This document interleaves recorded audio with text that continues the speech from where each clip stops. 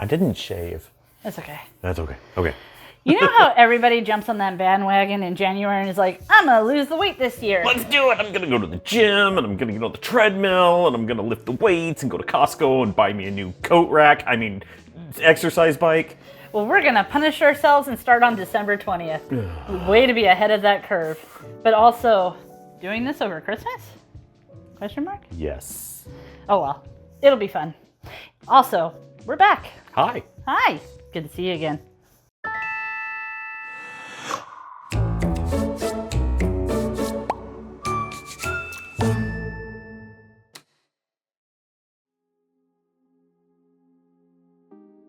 How many kids do we have?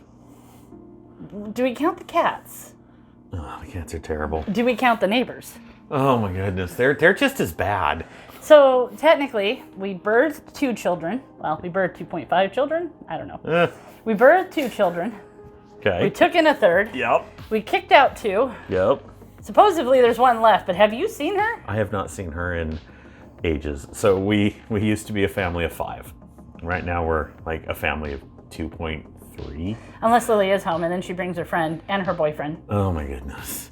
So the reason this is important is because we still grocery shop like we are a family of 5.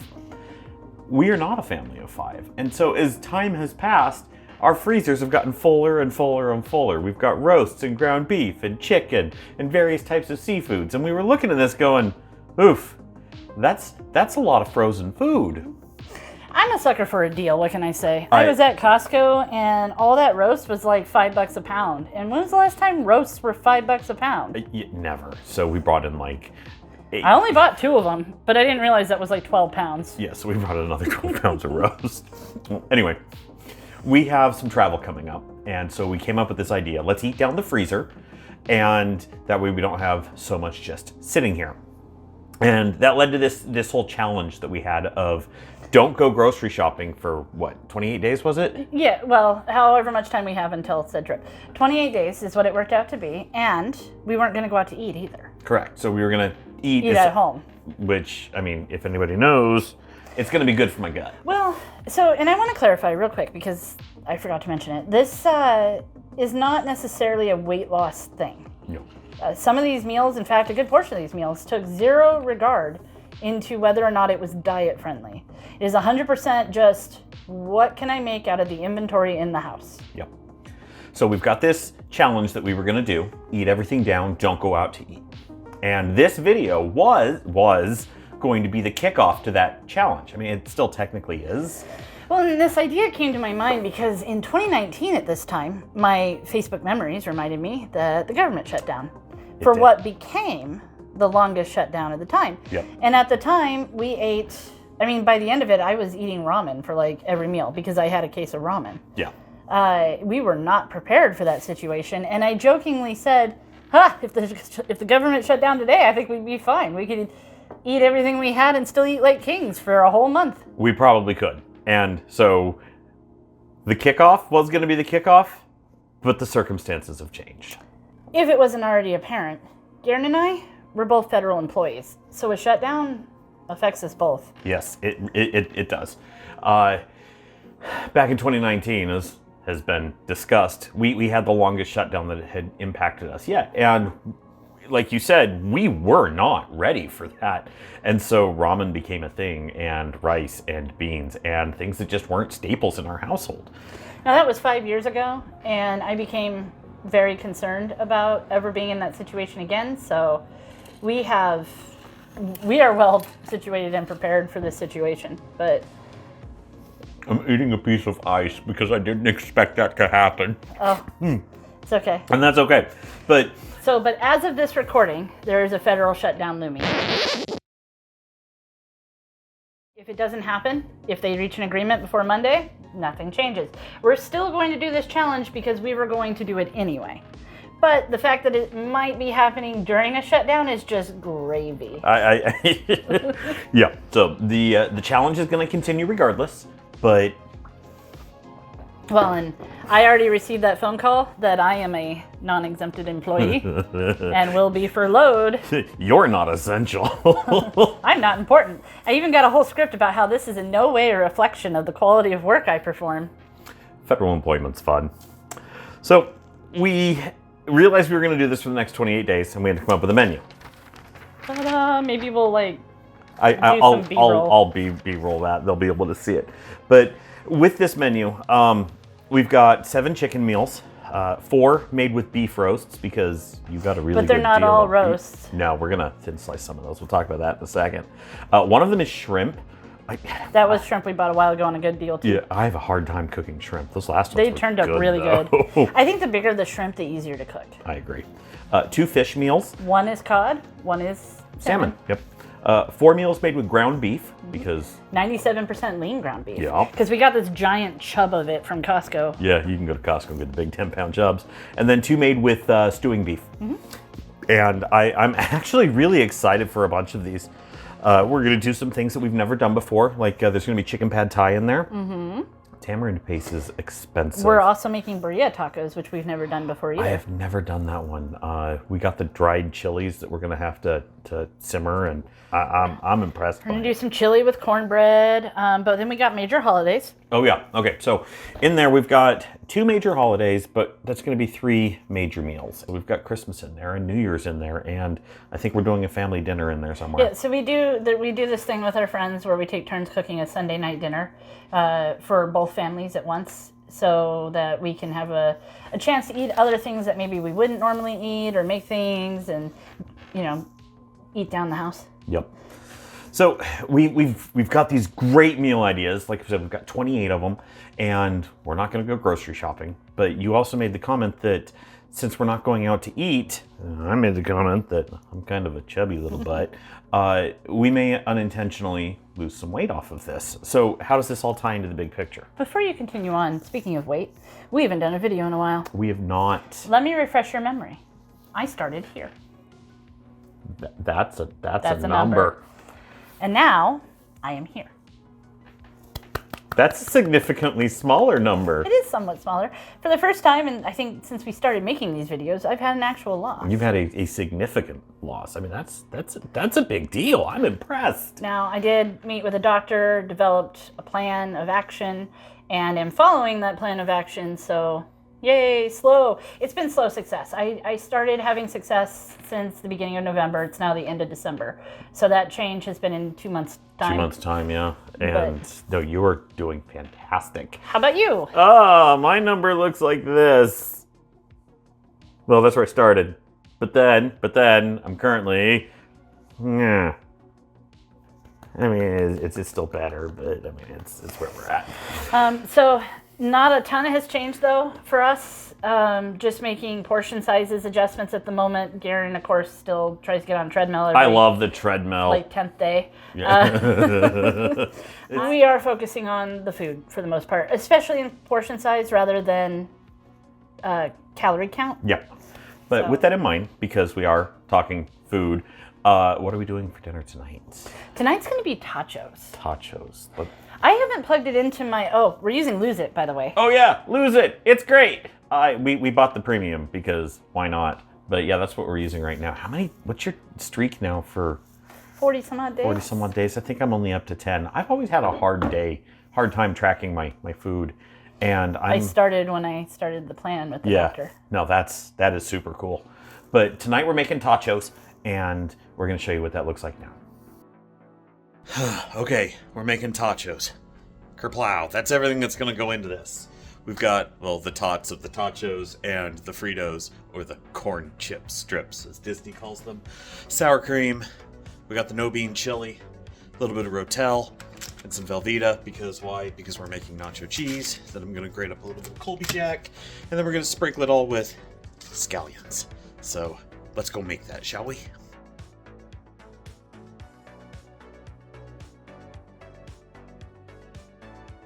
While my tater tots are in the air fryer, I'm gonna go tiny whisk me some sour cream. Babish would be proud.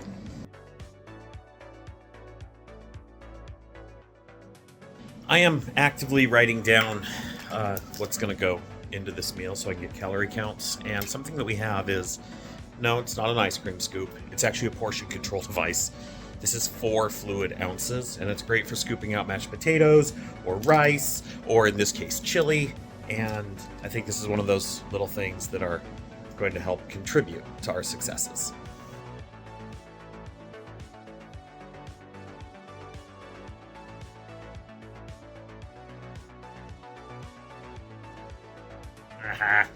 We have tachos. That's gonna be awesome. I'm gonna feed my wife. And me, because I like food. It had good presentation, but then you gotta stir it up and it looks like, well, this. But with so good with this one.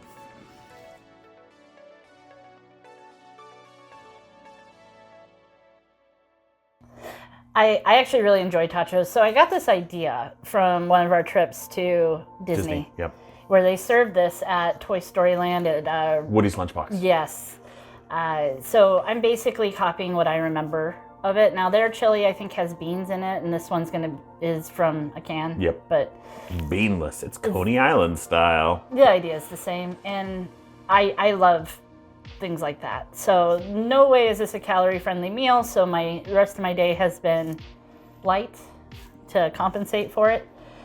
But what do you think about tachos? Tachos are super cool, and it's one of those things that, in the moment, they are. I mean, it's almost like a comfort food. It's like Frito pie, but it's got tater tots, and who doesn't love Frito pie and tater tots? Mm-hmm. So I'm excited, and we do a really good job of taking those foods that we've had elsewhere and plussing them up and making them better because, well, we know how food works, as you can see.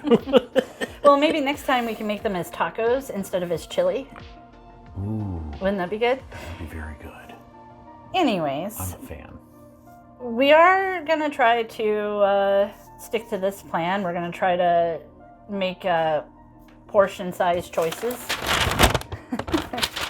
There is protein and vegetables in most of these. I think 1 or 2 goes with like fries as vegetables, which is a stretch, but I mean, if you can count the tomato sauce on a pizza as a vegetable. But I digress. There's no pizza in that list. I actually had the thought to make the dough. To make our own pizza, yeah. No, we're gonna wind up making our own breads. That's the exciting part.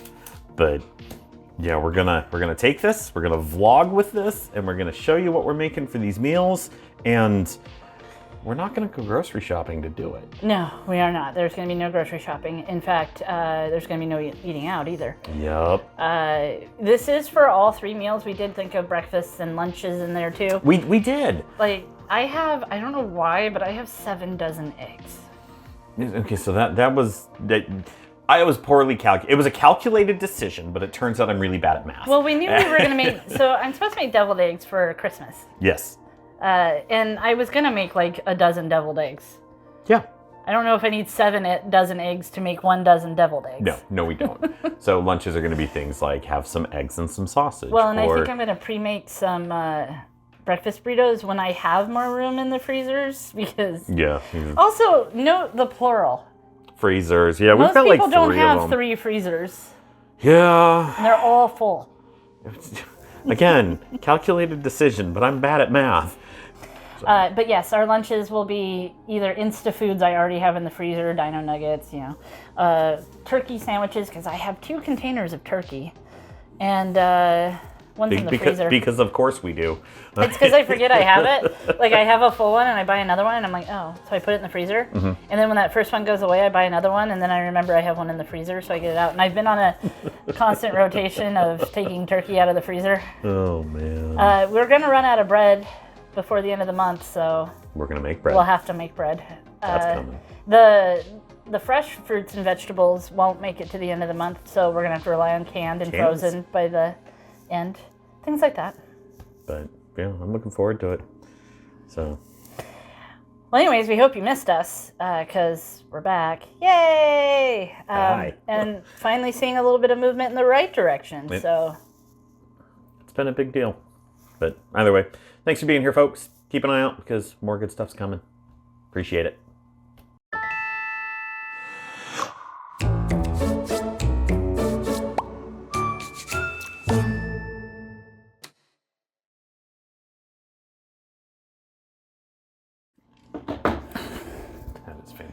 Is my hair okay? Does it make me look old?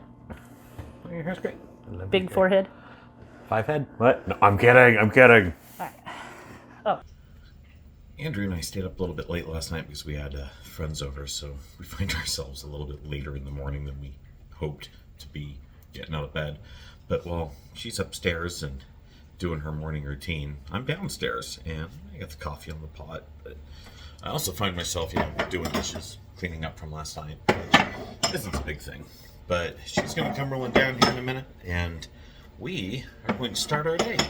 So, thanks for being here, folks. Let's see how today goes, shall we?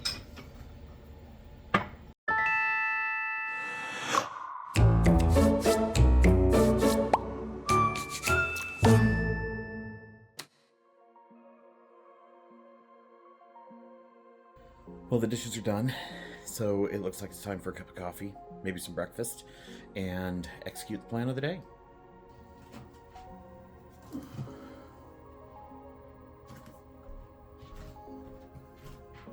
Good morning. We got you coffee. That's great. Yay. Hooray, we love coffee.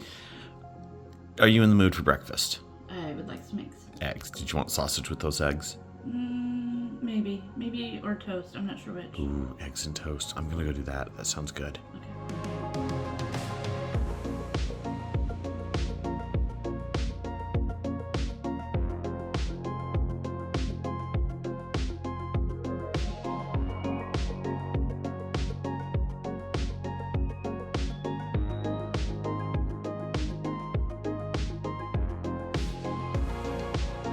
Your plate appears to be empty. How was breakfast? Very good. I was hungry. I watched you eat it. I was like, ooh, you need this. Yes. And now what are you doing on your phone? Well, I logged my breakfast, but I'm going back and looking at my whole week because I'm under 1,100 calories for the week and making sure that I've been honest in my logs. But it appears that I have been. 1,000 calories under for the week. That'll be like a third of a pound if the math checks out. Right. Well, it already so it already places me to lose 2 pounds in a week, and this is 1,103 calories under that. Oh wow. Which, don't worry, internet, I'm not starving myself. I'm still getting like roughly 2,000 calories a day in most days. It's just that I can have a lot of calories and still lose weight at this weight. But I'm already down, so from yesterday when we recorded. So that's fantastic. Yeah. So Garen, Yes. how was your breakfast? I see your plate is empty, but what is that? That is protein shake. So first on the breakfast front, I'm not going to say I was ravenous, but the moment I touched food, I was like, oh, I need this. And so I was ravenous. But no, this was, I'm mixing Premier Protein with my coffee. It's protein, and I don't usually do creamer, but it meets that need, and it's sweet, and it cools the coffee down because I'm a little wuss and don't like it super hot, and it works well. So, yeah. Breakfast this morning was a protein-packed powerhouse. There you go, 3-piece. People like things in threes. I'm told that I'm making shrimp scampi tonight. Probably because, well, I am. So, I just finished peeling a whole bunch of shrimp, which is cool. I mean, they're really big jumbo shrimps, but we're going to save the shells because seafood shells boil down into seafood stock, and seafood stock is how you make bisque. So, yeah, that's what we're doing with the leftovers of preparing the shrimp. All right, what do we find you doing right now? Well, I am cutting a shallot, but I'm also being attacked by a small creature. Oh no, who let creatures into the house? It's a void. Okay, the void isn't the purpose of the questions. So, the shallot's for what? It's for the shrimp scampi. Okay, have you ever had shrimp scampi before? At like Red Lobster or Olive Garden or... Well, I mean, that was always the baked stuff in the tray, wasn't it? Yeah. Okay, and so we're going to be doing shrimp scampi with pasta? Yeah, Awesome. angel hair. I've never made this. Have you ever made this? No. Okay, we're hoping it turns out good. And if it doesn't, then I guess we'll have chicken nuggies. I love chicken nuggets. I am doing the actual making of the shrimp for the shrimp scampi right now. Andrea was kind enough to give me some mise en place and make sure that the ingredients were ready. So we're going to start with the sauce. And then we're gonna make some shrimp. We're gonna throw that in there. It's gonna be garlicky and buttery. And it's gonna have a little bit of white wine. And after that's done, we're going to throw the pasta in with the shrimp and sauce and air fry some garlic bread. I'm looking forward to it.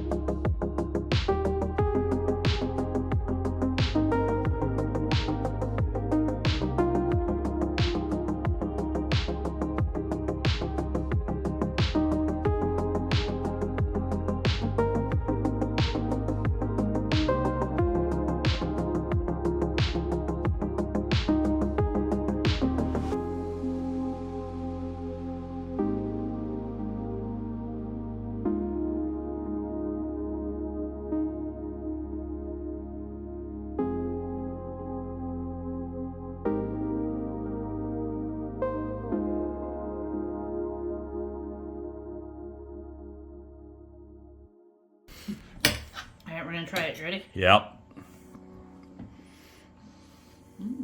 Is it everything that you hoped it would be? It's light. Is it? You know, that's what all the recipes said. Is it garlicky? Is it buttery? Herby? Yeah, the herbs came from our herb garden. It lives in a bucket. Alright, first reaction. First reaction, let's see. What? It's garlicky and buttery. But no, let's be real for a second.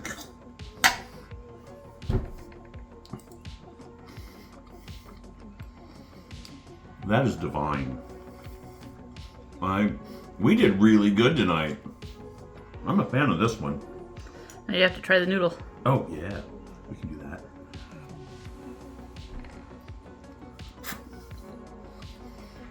I had concerns that the sauce, it's a butter white wine sauce, I had concerns that it wouldn't hold on to the noodles, but it did. This turned out better than I think I could have hoped for.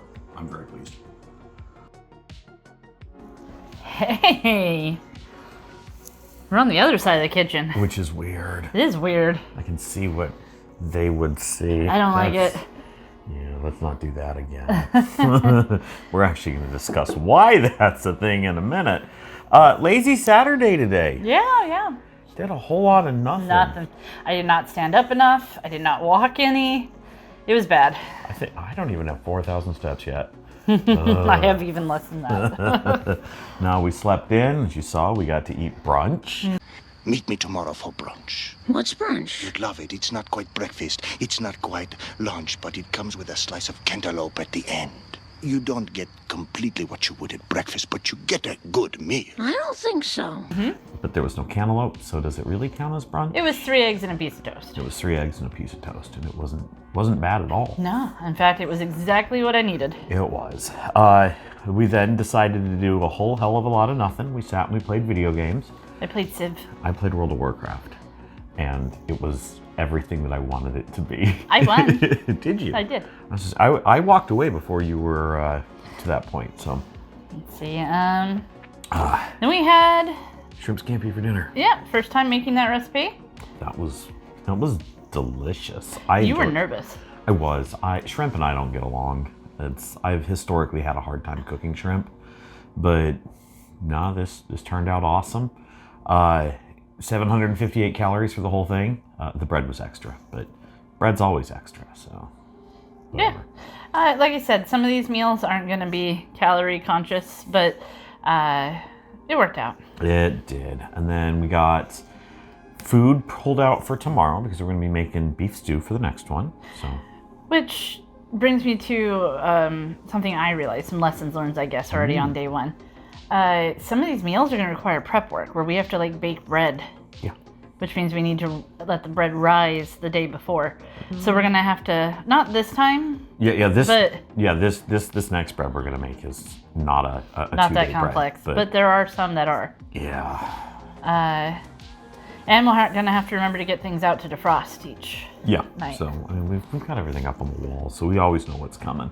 But the before night prep is definitely a thing. So I've got stew meat that's chilling on the counter, trying to unchill, as it were, thaw.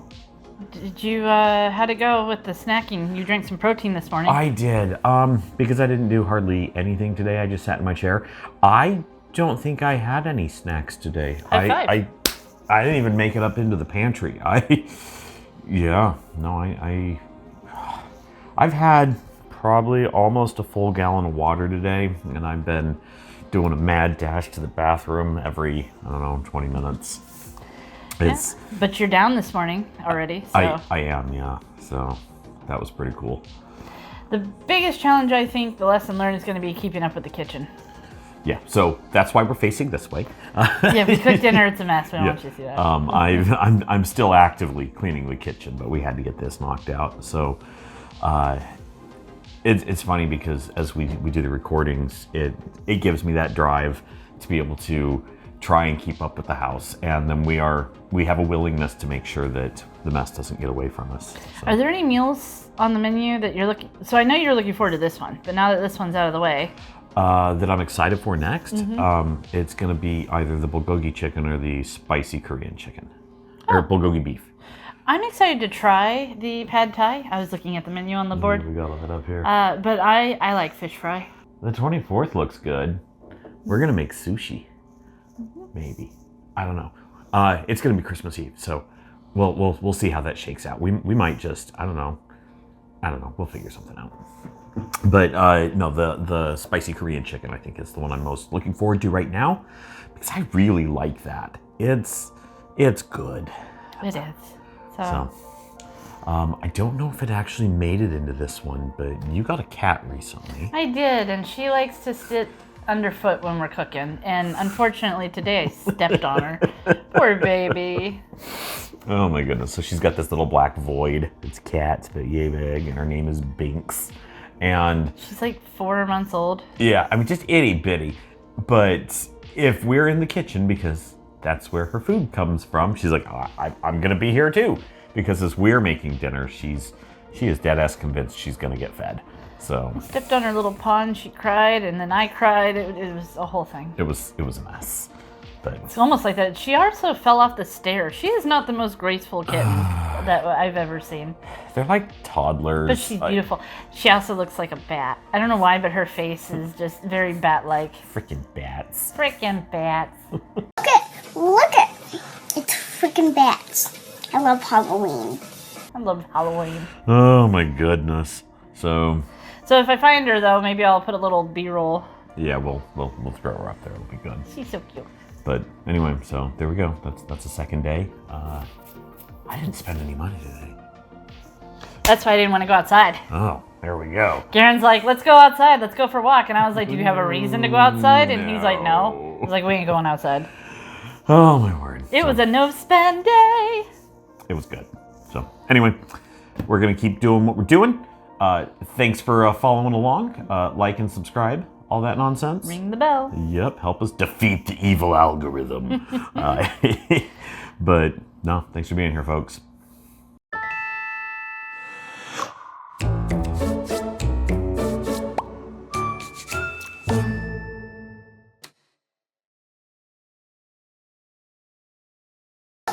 Look it. It's freaking bats. I love Halloween. Why do you like Halloween so much? There's always Halloween in my soul. It's early in the morning, and because where my house sits, we get a lot of sun coming through this window over here. But unfortunately, this is also, where I work in the kitchen.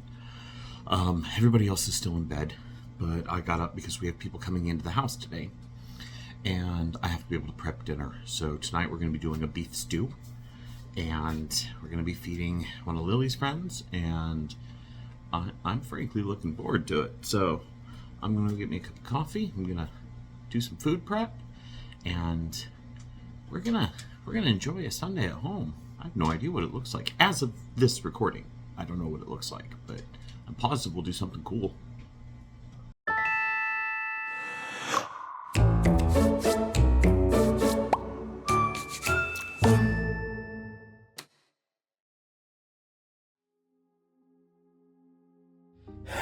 Before you watch this bit about me making this dinner, I want you to know that we have this kitten running around, And she wants to be on top of things and in things and pull on things and knock things over. In fact, right now she's trying to make a leap from a chair to the island, which is frankly a little further than she should probably jump. In fact, I might go, oh no, while recording this. We'll see what happens. But I do apologize because the camera's going to do some wonky things, and I 100% blame the cat.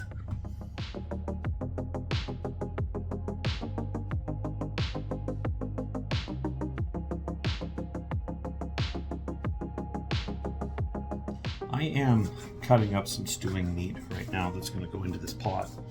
It's interesting because I'm looking at the sizes of these pieces of stew meat, and each one is like 1.5 ounces, 2 ounces of beef.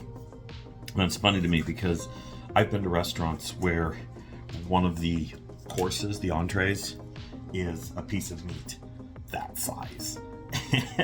And Costco's like, oh yeah, stew meat? Yeah, that's, of course, that's big old chunks. Absolutely, that's great. So, yeah, it's funny to me. Maybe not to you, but to me, I find it humorous.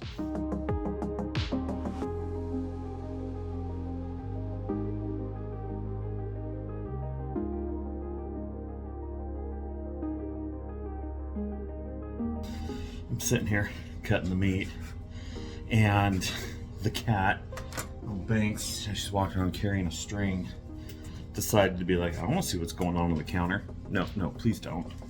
And then she's like, I want to climb into the crock pot. No, please don't. And then so I start moving all the things that she could use to get up here. She's like, I'm just going to find a different way. I'm just going to start climbing your tripods and your cameras and pulling on the cords. Kittens are legitimately like children. I'm not saying that's bad. I'm just saying kittens are legitimately like children. Oh, crap. There goes my camera.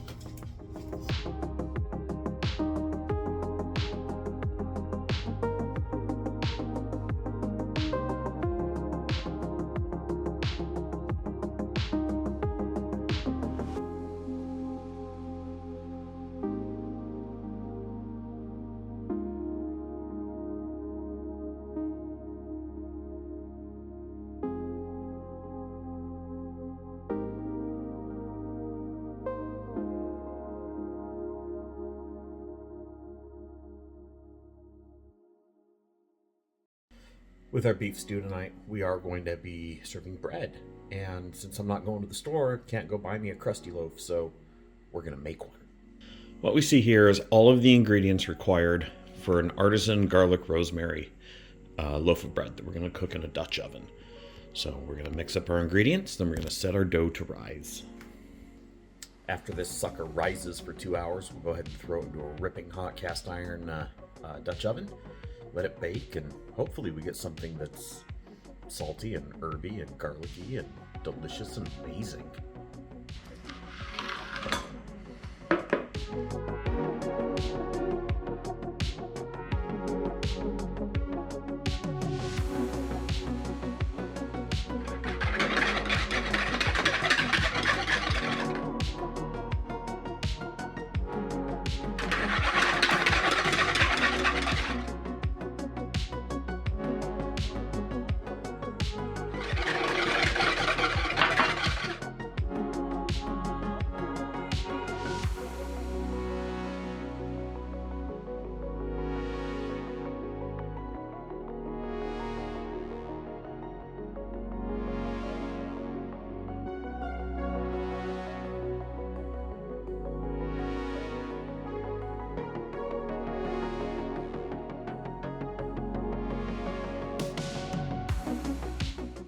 Andrea's a big fan of breakfast sausage, specifically from where?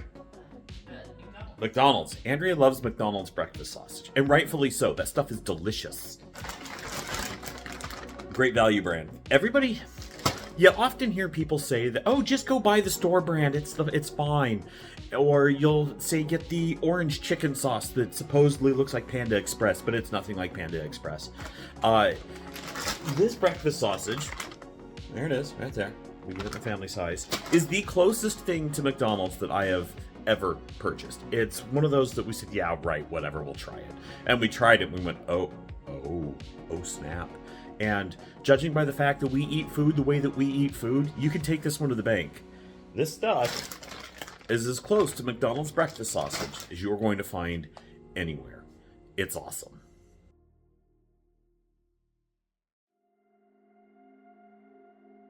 We're not going to the grocery store, but nothing says that we can't go to Target and look around and go shopping. But we're not going to the grocery store. I just need carbonation. That doesn't count. I don't think that counts. All right, let's go. Hi. It is fantastic weather today. It's sunny and it's chilly, and I'm a fan. Mm-hmm. It's nice. It is. Let's go to Target. Okay. You want cranberry bliss bar? Ooh. Ooh. Cranberry orange lemonade refresher. That's why we go to Target, apparently.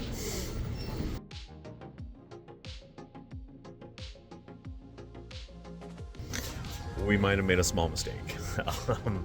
Going to Target like 2 days before Christmas. No. Bad idea. So, you remember when I said that it was a calculated risk? I am bad at math.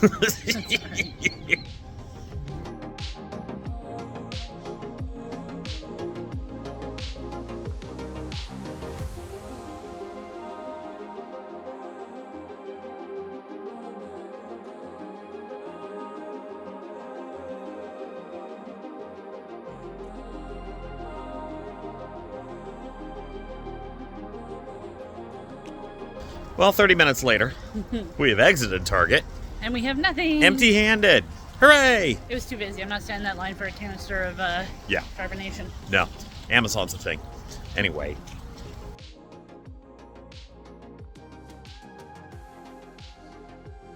The stew is in the crock pot. And I tasted the stew and I said, something's off. And what did you say? Oh, definitely Worcestershire. Maybe a sprig of rosemary. And did you put any celery salt in there? It probably needs that too. And then what did I do? You also grabbed some Splenda, but you did all those things. And now it's amazing. Did you even taste it? No. You suck.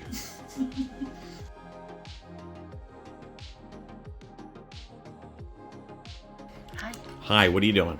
Making banana bread because we had 2 bananas, which, if anybody knows, that's not enough banana. It only takes like this much. It's a cup of banana. Cup of banana. So I need another cup of something to eat up that space. So, peanut butter and Peanut banana butter. bread But you know what else I'm gonna do? I'm gonna crush up some Butterfinger and I'm gonna use this in there too. instead of chocolate chips. Yeah, this recipe didn't call for any chocolate chips at all, but I'm gonna spice it up a bit. All right, sounds good.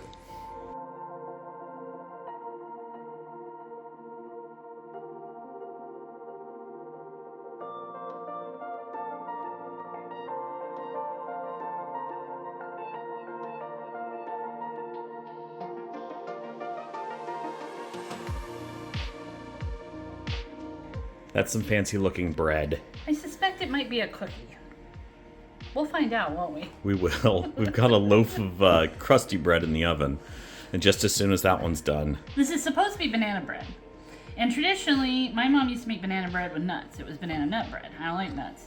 Garen makes banana bread with chocolate chips. I didn't have any chocolate chips, and we're not going to the grocery store. So I did have some peanut butter or Butterfinger minis, though, lying around the house. So we crushed those. We substituted the missing banana with peanut butter. And I suspect we've just made peanut butter banana cookies. But we'll find out.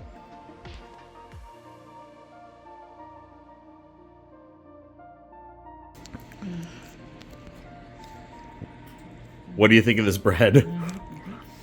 This is the garlic herb really sends it. Yeah, it was just a 2-ingredient bread that I made in the cast iron Dutch oven, and I added the garlic and the rosemary to it. Mm-hmm. It's really good. Mm-hmm.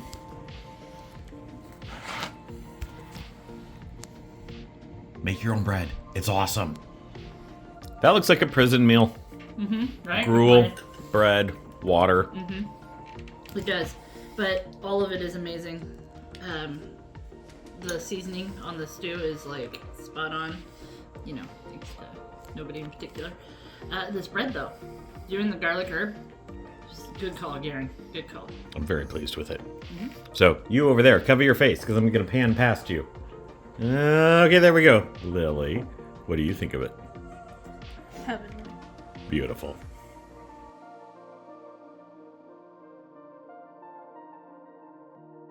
So yesterday, you made banana bread. how did that turn out? A little more dense than I meant it to. I either had too much flour or peanut butter's not a proper liquid substitute for banana. But, I don't win every experiment I try. So, okay, super good. But banana bread requires bananas, it turns out. Or less flour. Or less flour.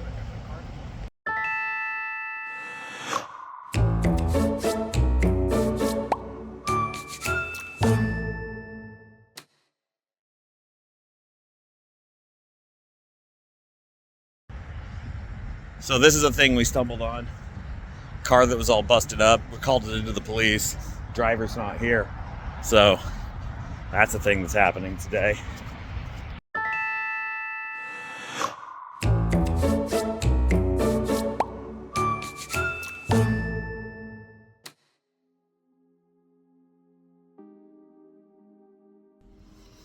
One of the joys of the holiday season is how when you have to go to work, nobody's there. Everybody's on leave and on vacation and holiday routine. Well, we have to go into the office today. We're going to get some work done. One, for presents, but two, because, well, we have jobs. We have work to do. But I'm looking forward to it because historically the roads are clear and there's not going to be anybody in the office. It's going to be quiet. We are going to get so much work done today. Is that a dumb thing to be excited about? I'm excited about that.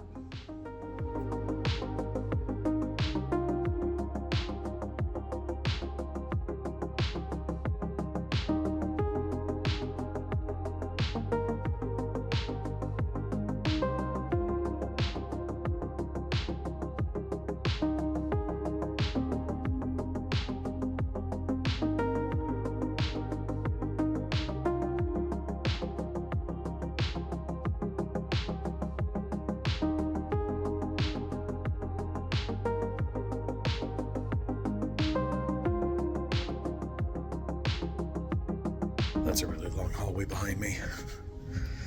I was supposed to grab mayo for Andrea's sandwich, but the cafe didn't have any, so I just had to go on a hunt. I found it, but I think I'm a quarter mile in on this one. Whew. That's a bowl of chili that's almost empty. That's a container of grapes. And those are carrots. And I already ate my sandwich. So we had to go to work today, and we got to have lunch together, which I think is fantastic. Yeah, I get a little bit of carrot and ranch. So I have to say that us being able to have lunch together at work is easily my favorite part of the workday. I enjoy it too. Love it. All right, I'm going to go back to eating my lunch.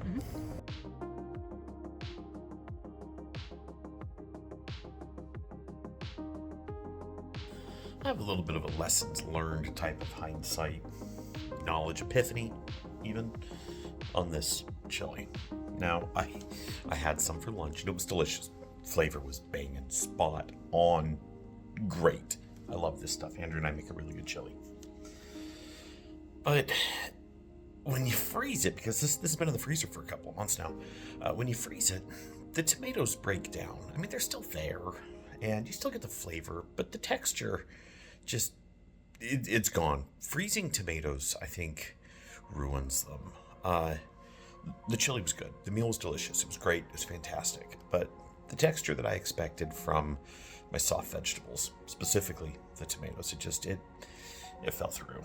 So 10 out of 10 chili, 6 out of 10 texture.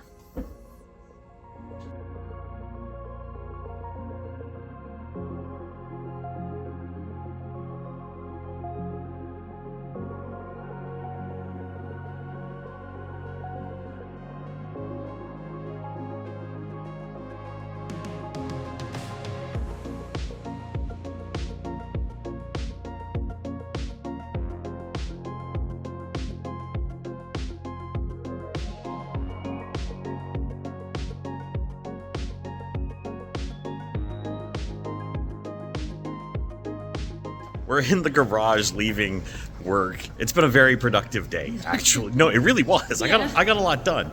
But nobody came to work today, which means our parking garage, which usually is a pain in the ass to get in and out of, Nope, it's empty. We got to park like 4 spots from the elevators. That never happens. That's just crazy. Yeah, and everybody who's parked next to us is already gone. Right?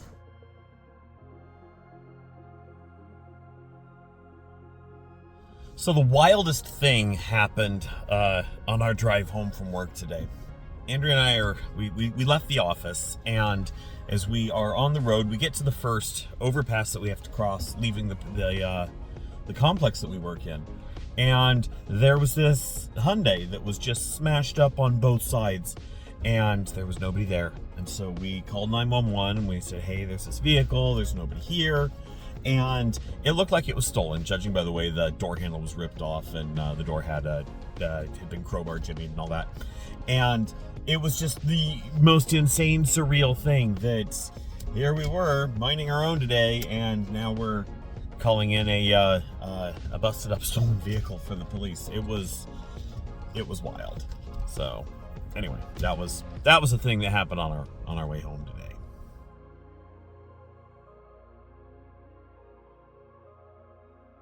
I am about to crank out some chicken pad thai, which unfortunately is not in my wheelhouse. I've never made this one before. So I'm going to try and make that. Now, last couple of videos, I've said, here, watch me make this meal. Watch Andrea make this meal. And I like to think that's gone okay, but I don't know if that's something that the population at large is like, ooh, I'd love to see this. So I'm going to throw in a couple of highlights here. But I don't think we're going to go through the full step by step and all that fun stuff. So no time lapse this time, but we are going to make chicken pad thai. So let's see what we come up with.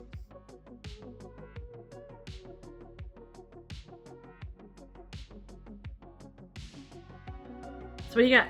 Fish sauce. How much? 3 tablespoons. Put them in. And what's this for? This is going to be the sauce for the pad thai. And this is a recipe we just found on the internet, and we're just giving it a go. Fish sauce stinks. It does, but it's so good. 1 tablespoon low sodium soy. 5 tablespoons brown sugar. What is that? Tamarind paste. What is oh, don't cut yourself. What is tamarind paste? Tamarind is made from, I don't know, a tamarind. It looks like a bean pod thing. I don't know, but it calls for 2 tablespoons of it. Yeah, this recipe kind of tripped me up a little bit because it's like, or use rice vinegar, and I was like, wait, that's not the same thing, Those is don't it? sound like they're the same thing at all. But they must be. 1, 2 tablespoons tamarind. Hooray! 2 tablespoons GIF peanut butter, but I'm gonna dead eye it.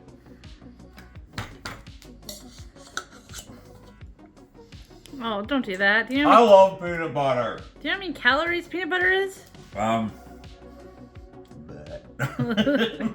What's that? Sriracha. Get out from under my feet, animal, cat thing. Aw. Yeah. Sriracha. To taste. Oh, Yeah. that's plenty. So, what did all that together make? Pad thai sauce. And does it look correct? I don't know about the look, but it smells right. 1/2 cup of dry roasted peanuts. I think they They're were. my handy dandy food processor. I don't think they're whole peanuts in the first place. They're halves. Always salt your pasta water. I know that goes more for like Italian pastas, but even with rice noodles, I still salt them.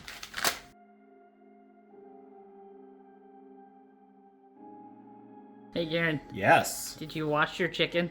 No. No, I did not. That's something I didn't know people do, but there are a lot of people who do. Nope. But who? No, but I don't You know. wash your steak? No. Yeah, that's what I was about to say. Like, crazy. I mean, I do trim my fat, but no, I do not wash my chicken. Now what are you doing? Scallions. Because who doesn't love green onions? Oh, I love them. They just go on top, though, don't they? Probably.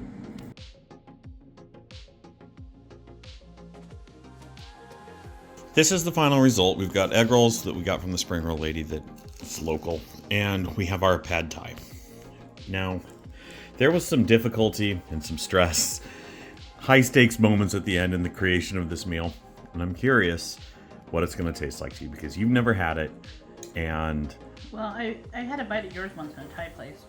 And I didn't care for it, so we're gonna We're gonna find out if we're having cheese pizza for dinner.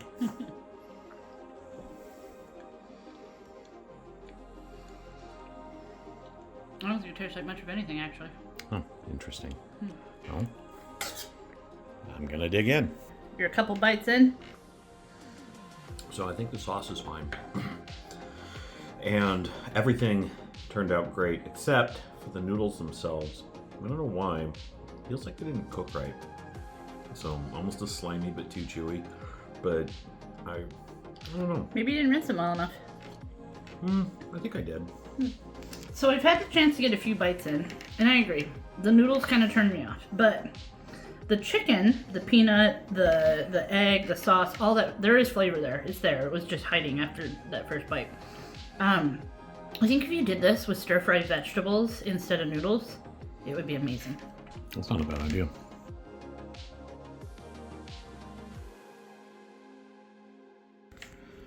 What have you got there? Apparently some cookie scoops. It says cookie scoop, but over here it says stainless steel scoop. Okay. A small scoop, a medium scoop, and a large one. Apparently 1 tablespoon, 2 tablespoons, and 3 tablespoons size. Well, that's good. And what do we actually... Okay. God. What? Can't say that on YouTube. Are we not doing phrasing? Okay. So is that an ice cream scoop then? It's a cookie scoop. So I think the term you're looking for is... Excuse me, I think the word you're searching for is Space Ranger. The word I'm searching for. portion control device. I mean, if that's what you want to call it, that helps you sleep at night. It's 100% a cookie scoop, but I'm going to use it for other things. We're going to make cheeseburger egg rolls and crab rangoons. And when I do those, a single tablespoon is plenty. Should have bought 2 of these. And we could have had 2 people doing it. I know how to use a regular tablespoon. This is going to be a thing, isn't it? I'm going to go so much faster than you. Oh, Lord. See, I was going to end this video on like a poignant, thought-provoking note, but instead, we get Andrea playing with bubble wrap.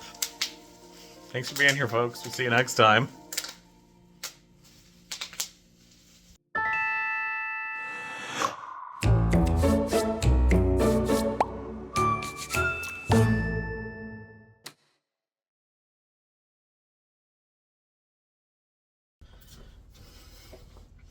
Small note, if you're going to take a bunch of stuff to work for lunch,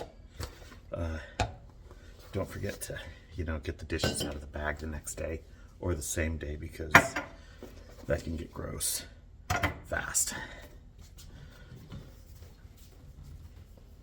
We have got 2 days of craziness coming up on us, and each day is going to involve a bunch of food, a bunch of prep work, and continuing with this whole 28 days of not going grocery shopping. We are preparing for a party, and there's going to be 8 to 12 people at this event. It's going to be a finger food event where we're going to, everybody's bringing finger foods, multiples as it were even, and we, Andrea and I, we're going to be doing cheeseburger egg rolls, which you may or may not have seen before. We're going to do crab rangoons, clam dip, and I'm sure there was something else in there. I don't remember. It's probably not that important. Anyway, we've got to do a bunch of the prep work for it today so that we can, do the deep frying and all of that tomorrow. So, Andrea's up doing Andrea things. She'll be down shortly. And we're going to turn to and start a morning of prep work for the upcoming 2 days. I'm excited.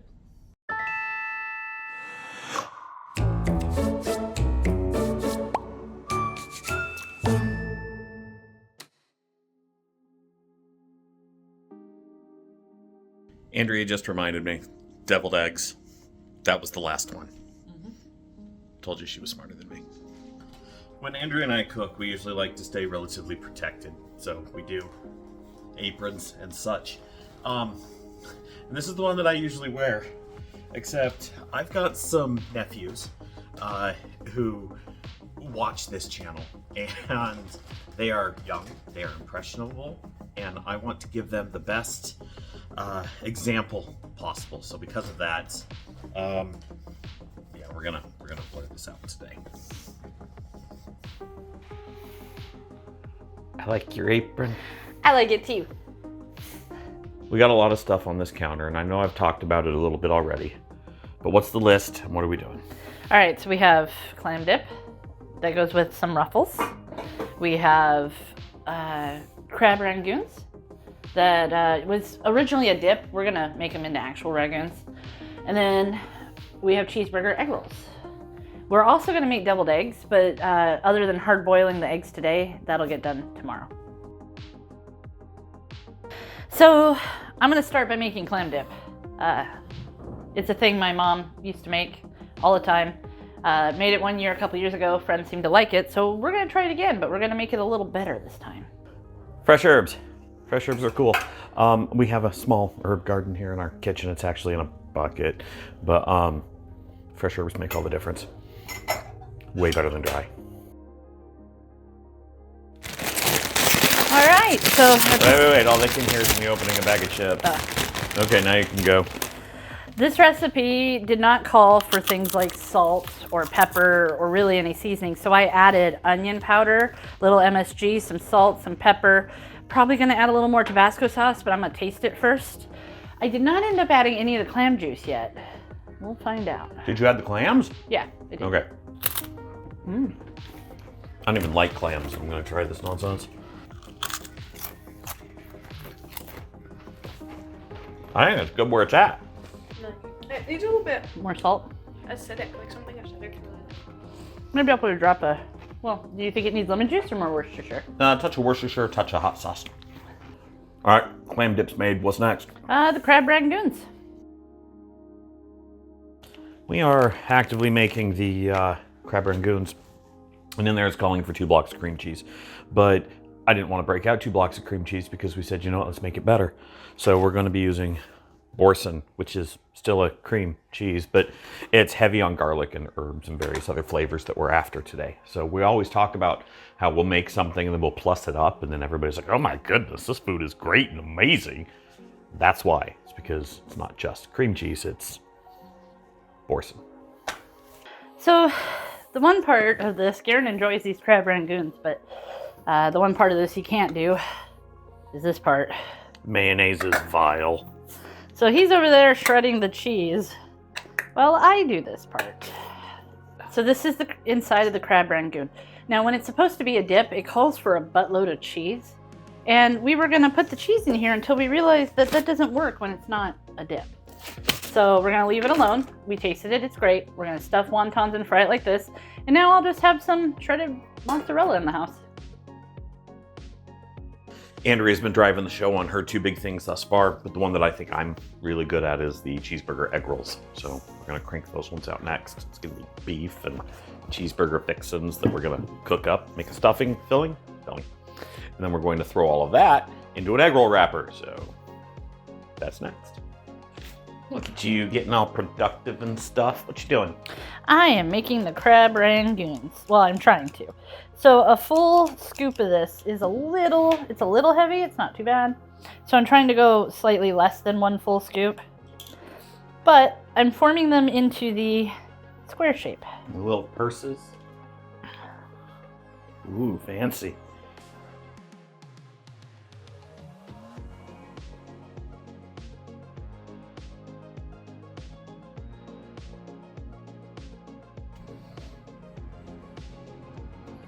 That's crab rangoon.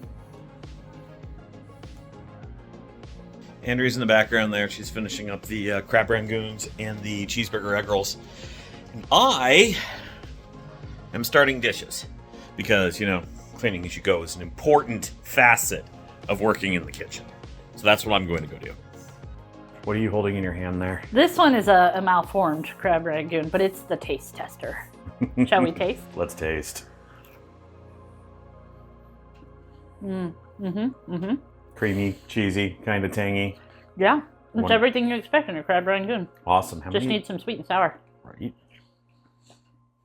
But then what's all this? Well, these are all the crab rangoons that aren't malformed, except for that one.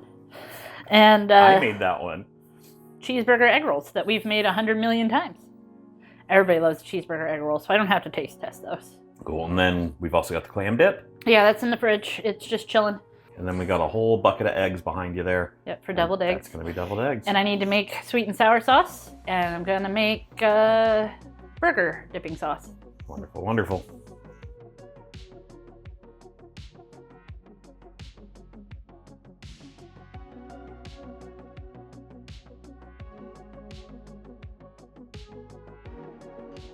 The strangest thing is happening right now, and I am just, I don't want to say incredulous, but flabbergasted.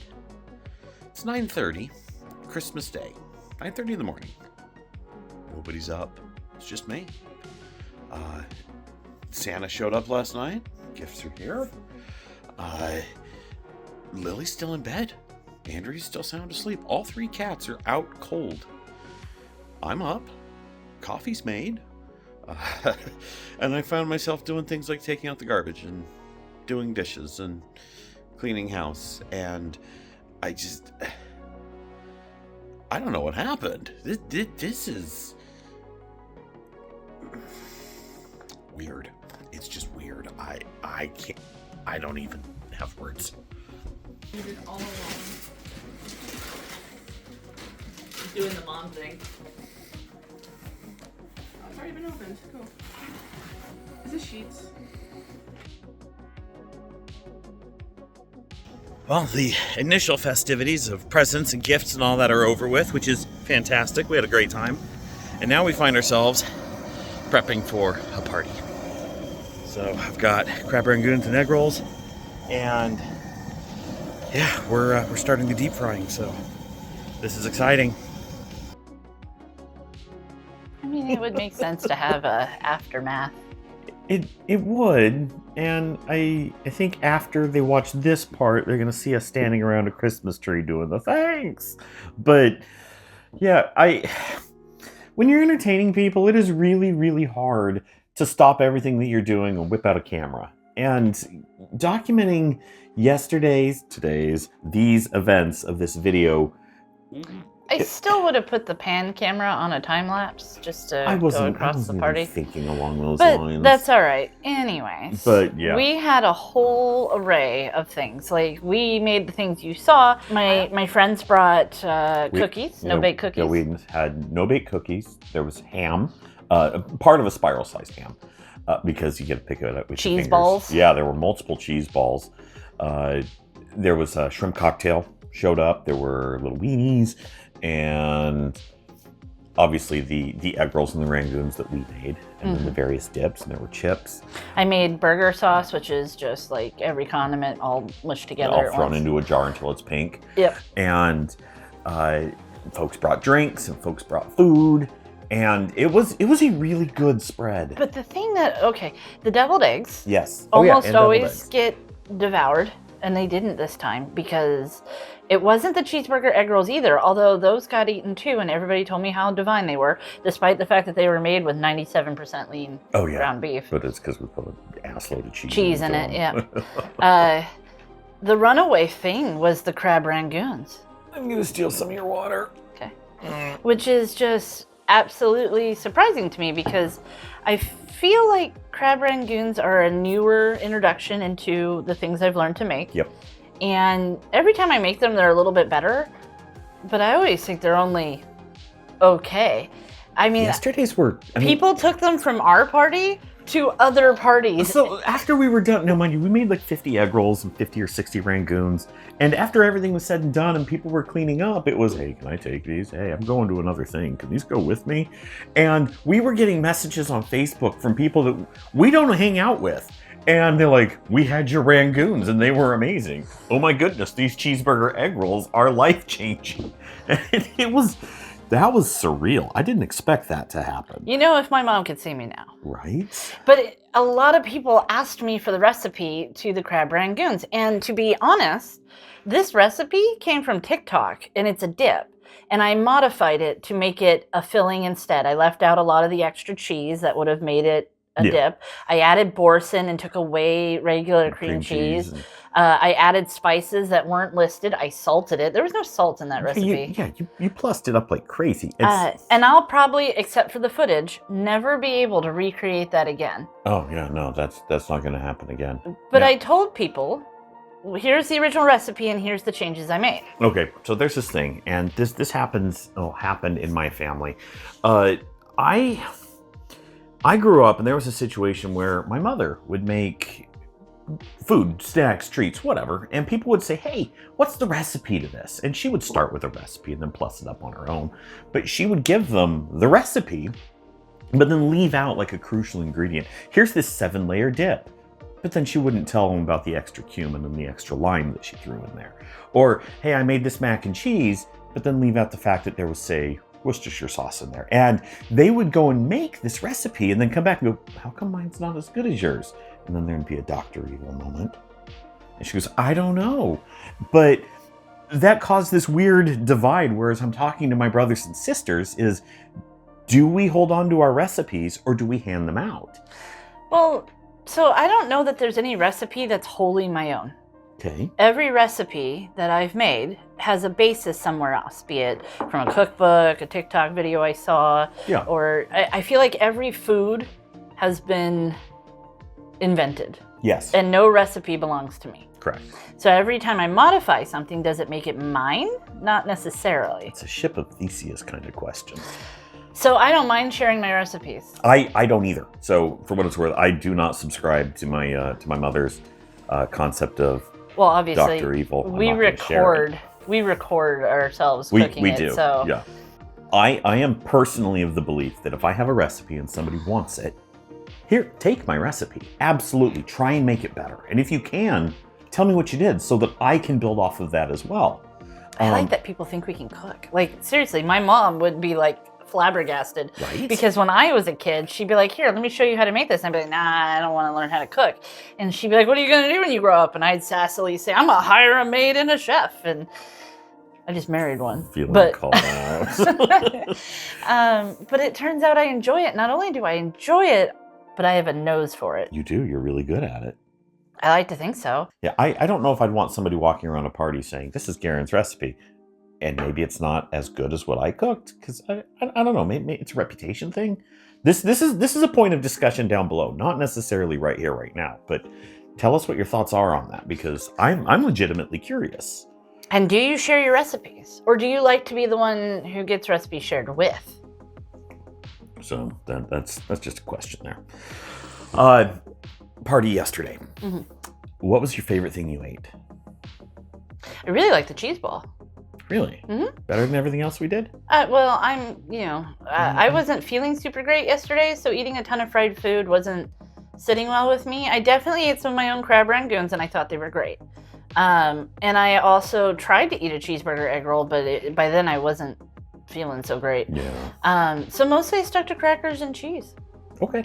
I also like the little, I love little Smokies. Like, they're just so good. I want to say that the Rangoons were my absolute favorite. That was where it was at for me. And then, so we were fed and watered. What was your favorite drink yesterday? Oh, I like the Elder Bubbles. I do enjoy Elder Bubbles. That's a champagne cocktail, isn't it? Yeah, it's champagne, elderflower liqueur, and a little bit of raspberry flavored vodka. Yeah. And it's not even like, it's mostly champagne. Yeah. As dumb as this sounds, a bunch of the guys, we wound up sitting around the kitchen table where we're at now. And my lovely wife gave me 2 bottles of very decent whiskey. And so we did whiskey pours yesterday. And it wasn't even about let's go drink. It was let's sample different whiskeys. And oh, did you open them both? We did, and they were really, really good. The sherry one wins every time. Oh yeah. We picked up some Courage and Conviction sherry cask and some Cuvée cask, and that went over really well. We also tried a bottle of Krug for Christmas Eve, you and I. We did, that was surprisingly good. Well, the first few sips were kind of like, do I like this? And then the third, fourth, and fifth sips, we liked this. So that was an interesting thing to try. That was. But anyway, so that's our review of our party that we threw. It was great. And the aftermath gain of 2 pounds. Oh my word. Okay, so now we're gonna go back to the past. Present? I don't know. You're about to see us standing around a Christmas tree. It's gonna be really cool. Anyway. That's a pretty looking tree. So, party kicked off and did what it was supposed to do today. But the big drawback that we had with that was that with that many people in the house, it was really, really hard to find any time to really document what we were doing. So, you're going to get a monologue instead, probably. We're sorry for the lack of evidence for today's events, but happy holidays to everybody. Thanks for being here. Like, subscribe, all that fun nonsense, and hey, keep paying attention. More good stuff's coming.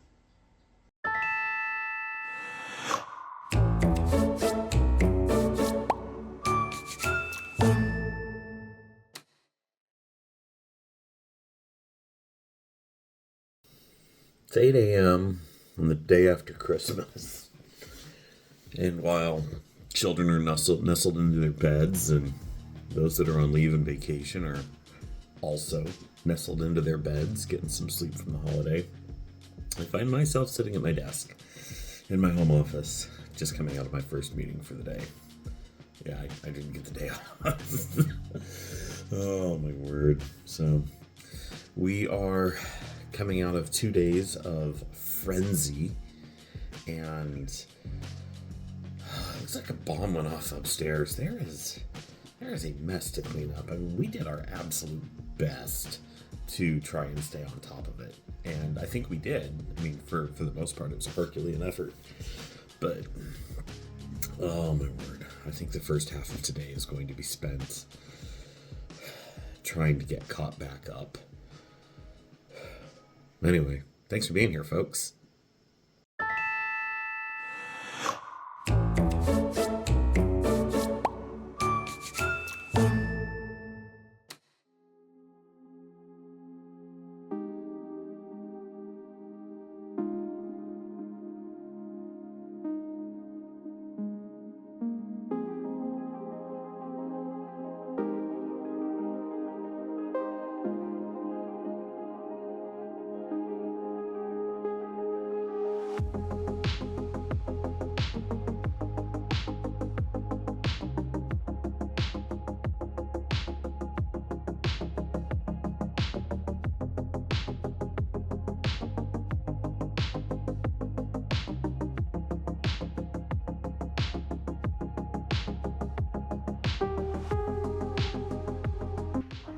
Remember how I got the Wordle on 1 yesterday off of the hint you gave me? I wouldn't even say it was a very good hint, but No, yes, it was that was awesome. garbage. Did you get the Wordle today? I did not get it today, but now I'm in a position to give you a hint. I don't want one. Give it to me after we're done here. Okay. Well, we fed and watered 15 people. We gave them all sorts of good stuff.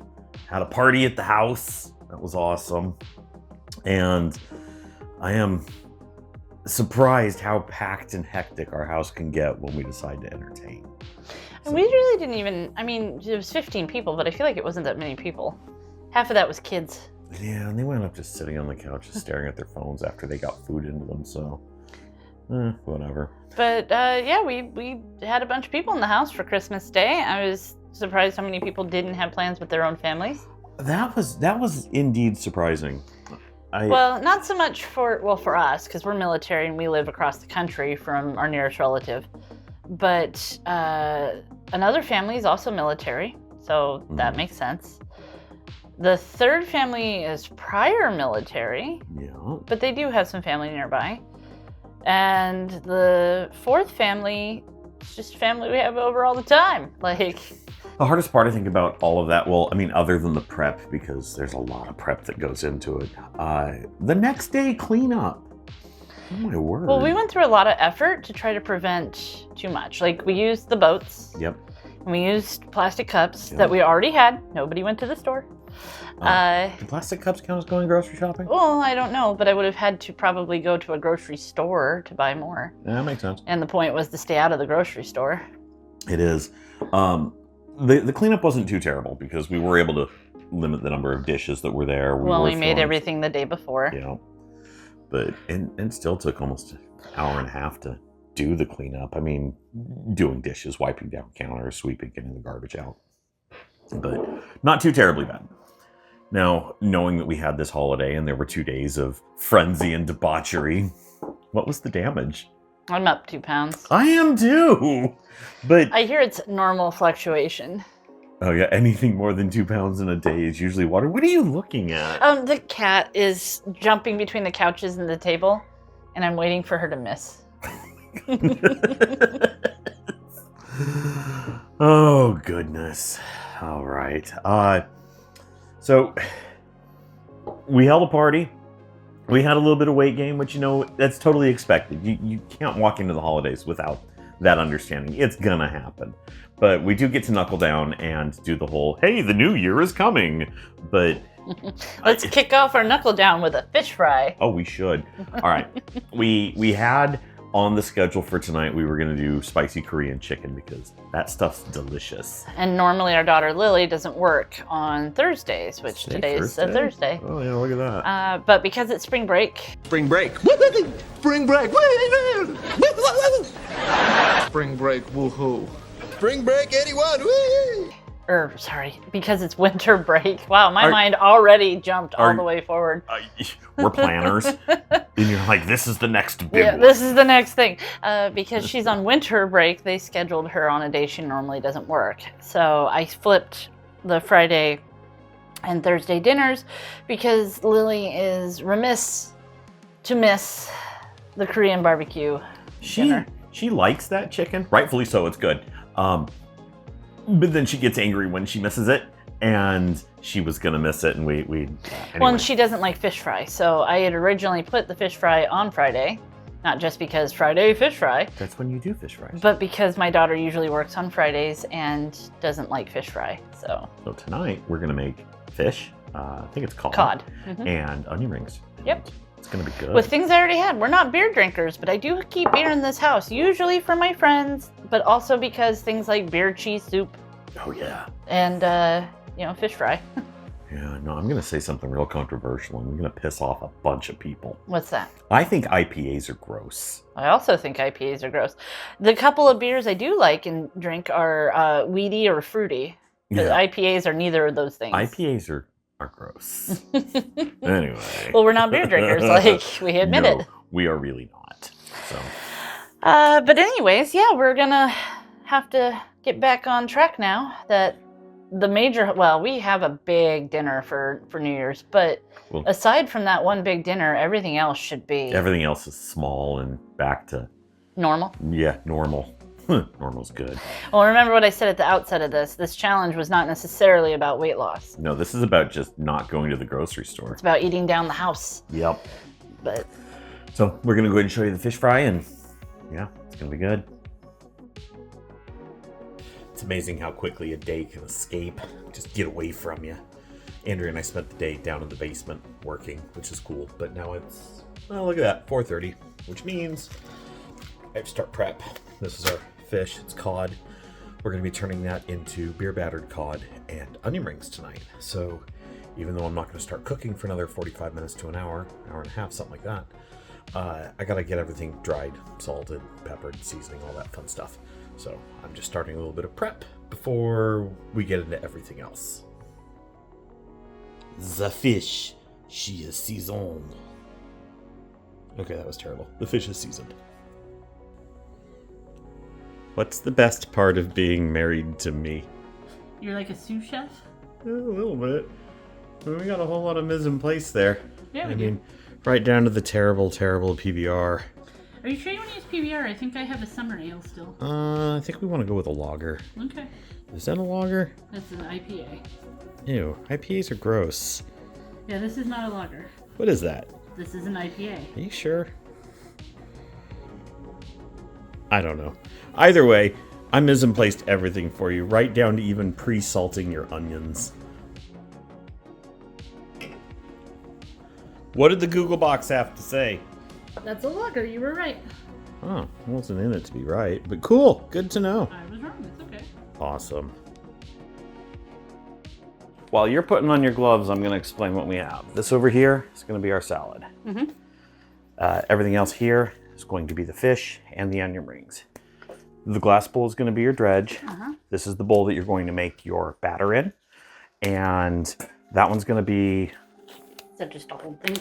Yes. Like, would you like me No, to... no, this is where the salad's going to go. Okay. Sorry. Boom, done. So flour. Beautiful. Did you see this, everybody? Look at how beautiful that is. Now we're going to add our egg. Hooray! Oh, no.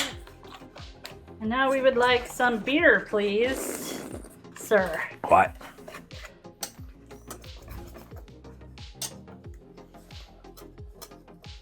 So into the flour we go. We give it a light dusting. Light is a Relative silly term. term because we're just gonna pat off all the excess. Then we're gonna set it in there. Now I'm gonna have a wet hand and a dry hand. Very good.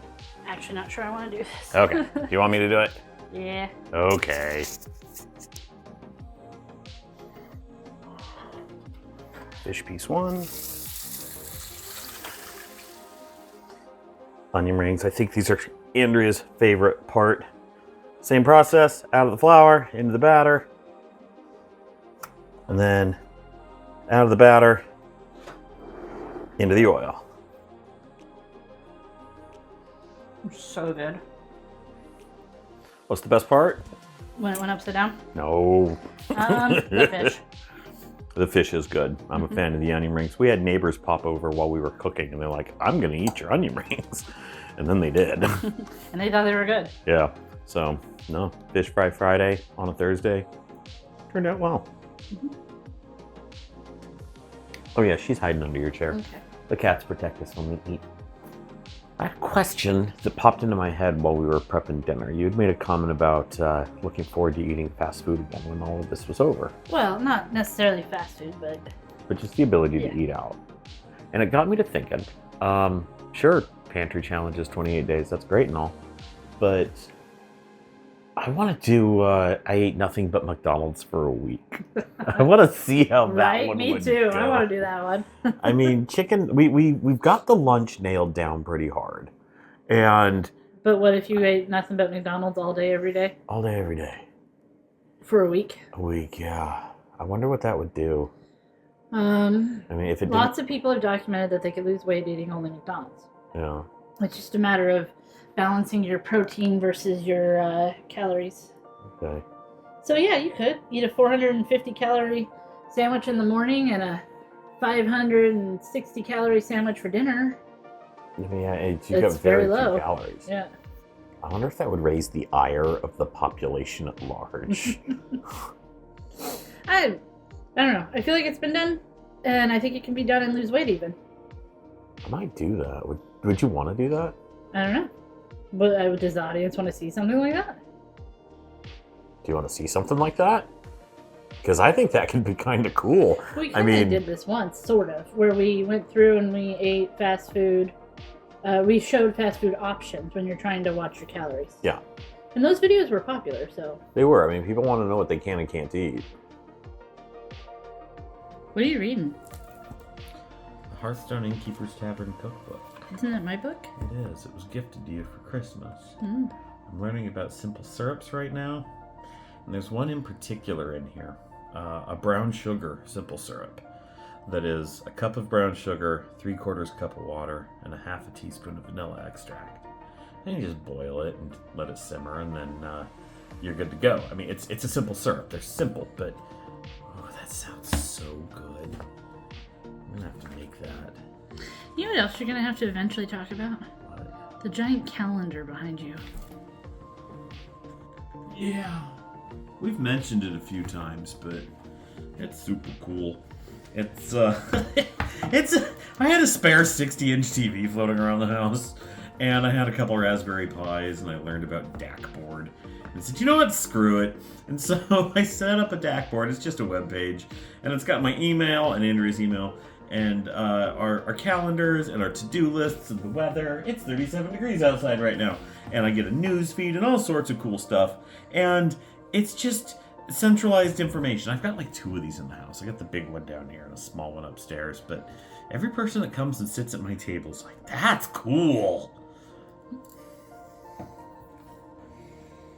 It's a fancy looking drink. What is that? That is an old-fashioned with homemade simple syrup, a very large diamond-shaped ice cube, some fancy cherries. I think they're Luxardo brand. And the whiskey is Courage and Conviction Sherry Cask. You want to give it a sip? It's still kind of warm. Well, that's because I made the syrup. I know. We'll come back to it.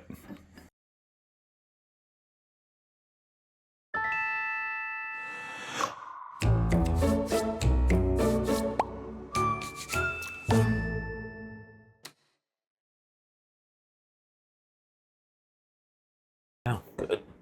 Pour. Sorry. Bless you. Thank you. I was thinking, while we were making dinner, you had asked a question about whether or not fast food... I'm sorry. No, you're good. I'm just going to restart this. How many days have we been doing this nonsense now? Wait, what are you wearing? Witch's hat. It's a witch's hat. It's a slouchy witch's hat. It's a slouchy witch's hat. I love it. We'll talk about her hat in a second. We're going to give you an update.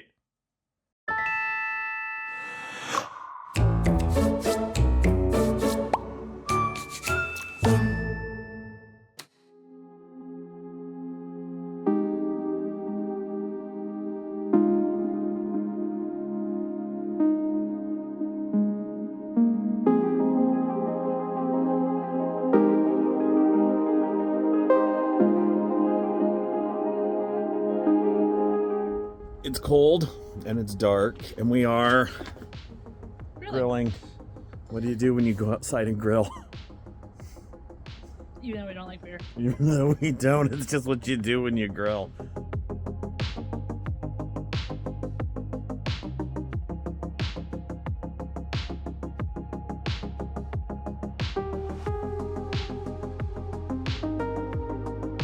Crab salad. I've talked about it, I think, once or twice. I make this for lunch fairly often. It's pretty low calorie. Half a package of crab, a whole carrot, a whole cucumber, a whole shallot, a little bit of garlic, salt, pepper, lemon juice, and mayonnaise. The whole thing comes out to like 300 calories. It's really good. Find myself out and about, going to do a thing.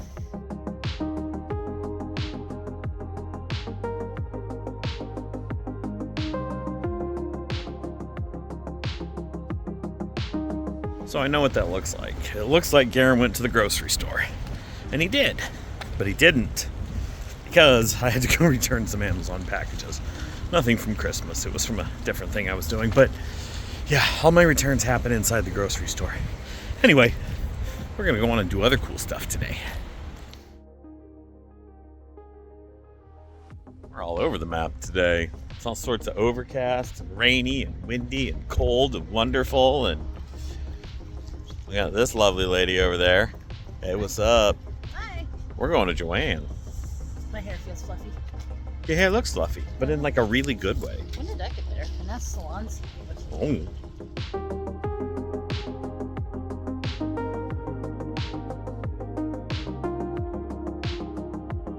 So the Joanne here where we live is usually pretty picked over, but I'm guessing because of Christmas and sales, it's more picked over than usual. It's proving to be interesting. It always amazes me when I catch Andrea shopping for yarn. Not because she's getting yarn, but because she can take the string and in her head make an image and a picture and a project. And after she picks her colors and picks her yarns, she can turn it into something that I just can't quite envision. It impresses me that she has the ability to do that. All right, we just walked out. Andrea got a hefty haul. Was it just me, or did it seem like every person that we saw in that store, customer and employee, just looked depressed? This particular store has always been awful. It's always picked over and just nobody wants to be there. I really dislike going to this store, but it's the closest one to us. So, I mean, hey, I'll take it. And stuff was on sale. So, all right, let's go. we've run into a snag. Snag being some of our stuff is coming up on expiry. That's fine, it's not a big deal. But we were trying to think, what can we do with these things that are beginning to expire? So tonight, we did some digging around in the freezer and the fridge, and we found that we had a roll of pie crusts. The cream's about to go bad. We've got some milk that's coming up on a due date. But weirdly enough, we made apple pie filling a couple of months back during apple picking season. And so we've got apple cinnamon pie filling. And if I have crusts and pie filling and milk and cream and eggs, we're going to make apple pie and gelato tonight. Because when you don't go to the grocery store, that's the kind of ass hattery that we pull off. So that's a thing. Speaking of things that go bad, we are making hamburgers tonight, which, because I knew I was doing a 1-month challenge, I put the buns in the freezer, so those are going to hold. But you know what I couldn't preserve was lettuce. So we're going to make burgers tonight, but there's not going to be any lettuce on these things.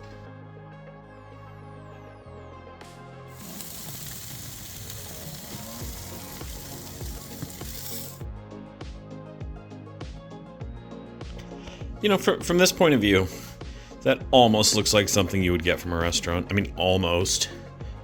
Maybe. Let's be real, it's just frozen sandstone patties. Yeah, I mean, there's nothing amazing about this, but I'm looking forward to it. So what you got? I've got a cheeseburger, tots, and McDonald's sweet and sour sauce because that stuff is delicious. McDonald's sweet and sour sauce. It's my favorite. Every time we go, we save a few? Yes, we do. I've got a whole bucket full of them in the pantry. That's right, I got zesty. Okay, and that comes from Burger King. Mm-hmm. Cool. So what do you typically eat on your burger, Mr. I hate mayonnaise? Well, for my fat, I usually use avocado. Guacamole if I'm really feeling spicy that day. Onions are good, tomatoes are good, cheese is good. If I'm really feeling it and we have them available, I'll do onion rings and barbecue sauce because I do like a good rodeo burger. And I don't have any lettuce right now, but I usually would have thrown that on there. So, yeah, all the usual stuff, but instead of sauces, I throw on avocado. Well, using the apple pie filling that I talked about a few moments ago and the pie crusts, we're putting together a pie right quick. Andrea's actively working on an egg wash. And what is this you're putting together now? Cinnamon sugar. Cinnamon sugar. To top it with. We're just going to sprinkle that over the top once we get this thing put together.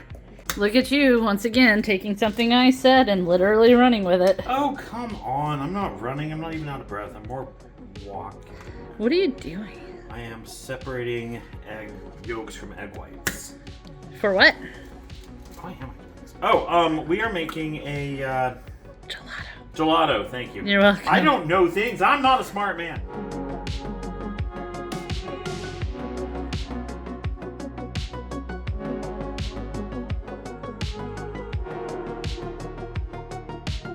Okay, we need to call out the witch in the room. What's up with this hat? I made it. I love it. I found a pattern for a hat that was a little more complex than this, and I wanted to make it, but I felt challenged by it, so I decided to make this one first just to see if I could, and if I really wanted to, I'd get some cardboard and make it stand up, or I could have tightened my stitches. So it's a slouchy witch's hat, which is fine. Looks good on men and women. Suddenly I feel the need to fight a Balrog. If you know, you know. That's cool. I love it. This is super cool. We have been doing this whole 28-day eat down your pantry thing for, what, 8-9 days now? Something like that? Technically today is day 9, but let's talk about the first 7, at least. So the first 7. And you've seen a couple of the things that we were doing in there, like there was the pad thai, there was the beef stew, the shrimp scampi. And I'm very excited because it's going really well in my opinion. I could be wrong. Some of the dinners are big productions and some of them are Instafood. And don't forget, we're also including breakfast and lunch in this. We're literally eating everything at home. Although we're not always picturing it, but like I made crab salad this week. I think that actually made it into the into the bit and there. I ate that for 2 days. So that was cool. And you ate left. We had chili, frozen chili, just chilling in the freezer. Chilling in the freezer. We killed off the last of the beef stew. Mm-hmm. So that one was awesome. And we're not typically leftovers people, but leftovers are a thing right now. So it's gonna be awesome. No, it is amazing the things we come up with to use leftovers, like the stock, right? Yeah. I was like, oh my gosh, I had a whole package of carrots and celery that were going bad that I'd bought well before. I was like, oof. Can you make a vegetable stock? Because I didn't have any chicken bones. I think it's technically a broth because vegetables don't have bones. Well, okay. The ones I buy don't. Well, but it turns out I had a whole package of chicken bouillon. Yeah. So we just threw that in there and we're calling it chicken stock, even though it's vegetable broth with chicken bouillon in it. Yeah, it had the dehydrated gelatin and all that. But you know what? It's gonna work. It's gonna do the same thing. And it tastes awesome. It's all up in the freezer now. We have had, when we started this, you remember how we had 90 eggs? Yeah. Yeah. Do you know how many we're down to? 30. 30. It's been a week. Well, our daughter eats them 4 at a time. And then she started inviting people over. Didn't see that one coming. So. Well, let's reflect back on the meals that we've made so far. This past 9 days. Yesterday we had the hamburgers. Yeah. They were fine. They were fine. They were frozen patties from Sam's Club. I don't particularly like them, but they do okay. We killed off the last of the tater tots. No, we found. Yes, we ate the last of the tater tots, but we found a small bag of Crowns. Half a bag of Crowns. I'm saving those for Lily because she tends to eat Dino Nuggets and Crowns after work or school. Mm-hmm. You finished off the smoked salmon. Yep, smoked salmon's gone. I finished off the imitation crab. Yep. That we had left over from making the crab rangoons. We're almost out of avocados. We're almost out of avocados. Which is a weird one that I didn't think they were going to last as long as they did. Uh-oh, the avocado's about to expire. Test it over before it gets too ripe. I love being young. The future is bright And I hate everything. I wish I was young again. My body grows soft. Aging is pain. The end comes first. Oh.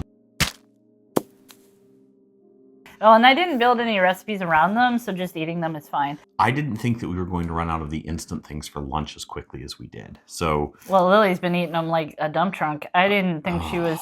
I looked at what she didn't eat the other day when she made some for her and her friend. Yep. And you came over and sat down to like 40 tots. 40 tater tots and 15 chicken nuggets. Now, mind you, growing kid, I get that. She's a weightlifter. When we eat them, we eat 6 and 11. Yeah, 6 chicken nuggets and 11 tater tots. Yeah. And here was 4 times that. I'm going, oof. So I think that explains why I burned through the tater tots as quickly as we did. Yeah. I am surprised the fridge still is as full as it is all the time. That is surprising to me.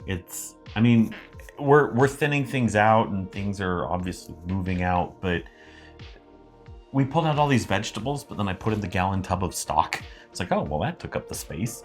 But then after I pulled that out and put the jars into the freezer, well, the Sunny Delight migrated inside from, you know what, that's what it is. Stuff is migrating from the outside fridge to the inside, and it's taking up the space. So we are actively, while our fridge looks full, the other fridge, because we're those people that have a garage fridge, it's almost empty. So upcoming this week, though, on the menu, we have the chicken Alfredo. Ooh, that's going to be good. Which we're not going to make the legitimate way. Oh, you mean the 8,000 calories way? Oh, it was so good, though. Okay, so we're going to do chicken Alfredo with bread. We're going to do it your way. Which is good. We are doing New Year's, which is the... surf and turf, the prime rib and all that. New Year's Day, orange chicken and rice. That's an Insta-food. I have a box of orange chicken from like Costco. The kids love that stuff. It's probably terrible for you, but we're going to get that box knocked out. Yep, I'm going to make some rice with that. We have a frozen lasagna. It's not a boxed frozen lasagna. No. We made... Go ahead. We made a lasagna bolognese with bechamel. The sauce took almost 20 hours to make. The bolognese did. And that's sitting in the freezer. And we did it for family dinner one week. I'm looking forward to that one. I only thought it was okay. But again, any garlic bread, any spring mix left over, those go with it. Yep. And then we're doing crunchy tacos. Mm-hmm. Which... I don't know if you've seen the skit. White people taco night. We're getting taco shells from the grocery store. But white people taco night is a thing. Well, you know what I might do is I have some of that Taco Bell taco sauce. Yeah, that stuff's good. I might put some in there. I never use it. And then we're doing chicken fried rice next Saturday. Yes. I love doing the chicken fried rice. That's good. Crank out the Blackstone and go to town on it. But yeah, this upcoming week's going to be really good. I'm excited. But Yeah, we're not an average household, though. We do keep a lot of the Asian cooking ingredients around that We do. a lot of people don't have, like mirin and hoisin sauce. We keep bulgogi sauces, although we learned to make them too. Anyway, so challenge thus far, because we're almost a third of the way through it. What is your take on it? Good, bad? Are you going to be able to keep going? I miss going out because without going out for food, I don't leave the house very much. I get that. We're saving money. We are. I'm not losing any weight though. I am, but I'm eating some really good things. I'm staying the same, to be fair. I haven't gained anything either, but I haven't budged on the scale, and that's a little frustrating. That is. Who knew I was losing weight by eating out? Right? We're gonna do the McDonald's thing. Oh my goodness, watch. We're gonna do that, and we're both gonna drop like 10 pounds. We're gonna be like, what the deuce, man? But I'll throw you an update when I have a loss, but I'm still the same as I was before. I am actively hovering at my same weight that I was a week ago. But like I said, I really feel like I've had some good things to eat this week. Well, it was Christmas last week. It's true. Holidays are almost over. I don't think it's possible to lose weight during the holidays. It's possible. Somebody's done it. I don't know. It's a governmental cabal. No, I'm kidding. So I think, and I could be wrong here, that this whole 28-day thing is working. I mean, the pantries are coming down the way they're supposed to. We're not going out. We're not eating out. We're saving a bunch of money on it, I think. And I mean, it's definitely been a learning experience, but I'm good with it. Anyway, there's still more to come. They're going to keep rolling out. I think we're publishing twice a week right now, but if there's anything you would like to see, let us know. Hit the bell, notifications, like and subscribe. Here comes the hat again. Learn to make a witch hat. Learn to make a witch hat. But thanks for being here, folks. It's been fun. It's been real. We'll see you next time.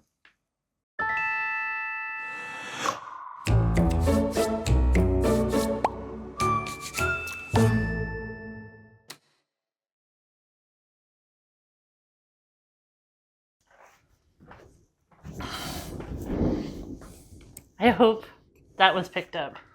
I don't know if it was, but if it was, that'd be cool. So we find ourselves in a freak thunderstorm. Thundersnow, yeah. That's a thing apparently that exists. Mm-hmm. We're setting up in a new location with a new view, and to bring you this update, and just as we're getting ready to hit record, kaboom! Thunder, lightning, snow.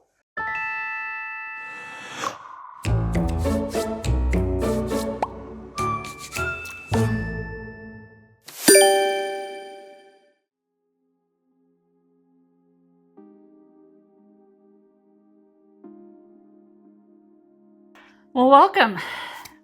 If you have been around, you may know that we are participating in a 28-day pantry challenge. Yep. This means not only can we not go to the grocery store or buy groceries, we also cannot go out to eat. Yep. We are restricted to only eating what we have in this house or what you can borrow from neighbors for 28 days. What you can borrow from neighbors. Yeah, that's a thing. We started this challenge because, well, I still shop. Like, I have a family of 5 with 2 teenage boys at home. Yep. And I don't. No. So I found myself with 40 some odd pounds or more of meat in the freezers. And I say freezers plural because there are 3 of them. You know, when you say it like that, 43 pounds of meat, that sounds bad. Well, and I think that's just what I managed to pull out and count. There was even more. Okay, yeah, I'll take that. We had 3 freezers. They were all filled to the brim. And I looked at my husband and I looked at my daughter and I was like, if there was a government shutdown like there was in 2018, pretty sure we could survive off the food we had for twice as long as the last one and never have to resort to only eating ramen. So, hence we have our 28-day challenge.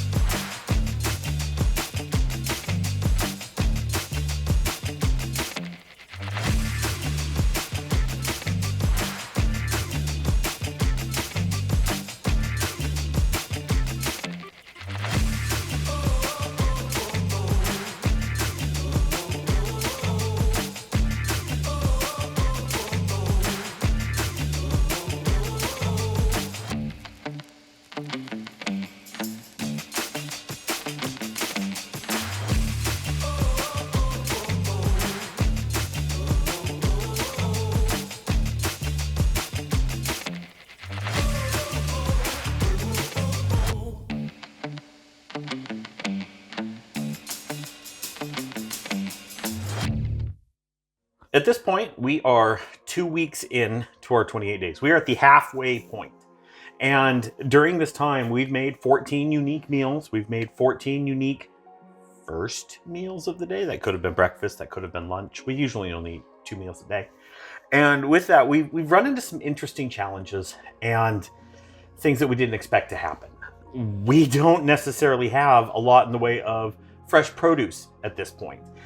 We don't have the ability to just pick up and say, hey, you know what? I really need scallions. I would like to go get another shell. We can't do that. And so the things that we're running into are, if we begin to run low on something, we have to be able to dig it out of our existing stores, or hopefully we've got something already prearranged so that when, say, the neighbors show up because, I don't know, maybe we're doing a New Year's Eve meal, they bring what we need.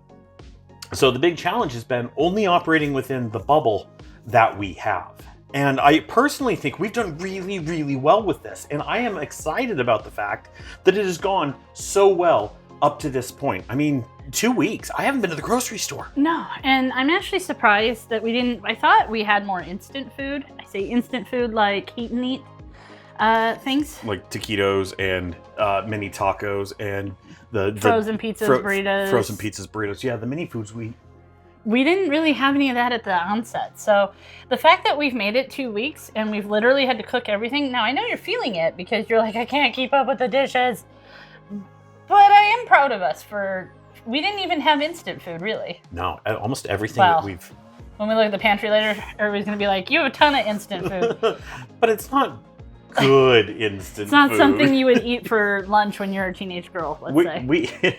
So my daughter, she comes home and she says, Mom, Dad, did you know that we're an ingredient household? I didn't even know what an ingredient household was until recently. Instead of just grab a box and make the food, it's grab the ingredients and then make a meal out of the ingredients. So when we talk about grab and go foods or instant foods versus things that we make, we are an ingredient household. And my daughter called me out on that, so I didn't even know it was a thing. I think that we've had a good variety so far. We ate through, I didn't have to throw away hardly any produce that went bad. No, just a couple of pieces of citrus. And yeah, I had 2 limes and 2 lemons and 3 apples. And even the 2 bananas that we ran into, which we'll talk about the bananas later, but we haven't really thrown away anything. I mean, when we were coming up on the celery, I made the vegetable stock, so. Yeah.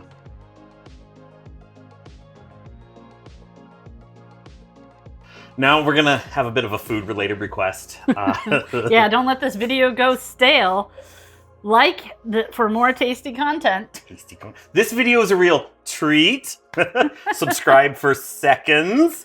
Dr. Miglimo would be super proud of you. This report is a veritable fruit salad of insubordination. That's a real deep cut if you don't understand that one. Like and subscribe.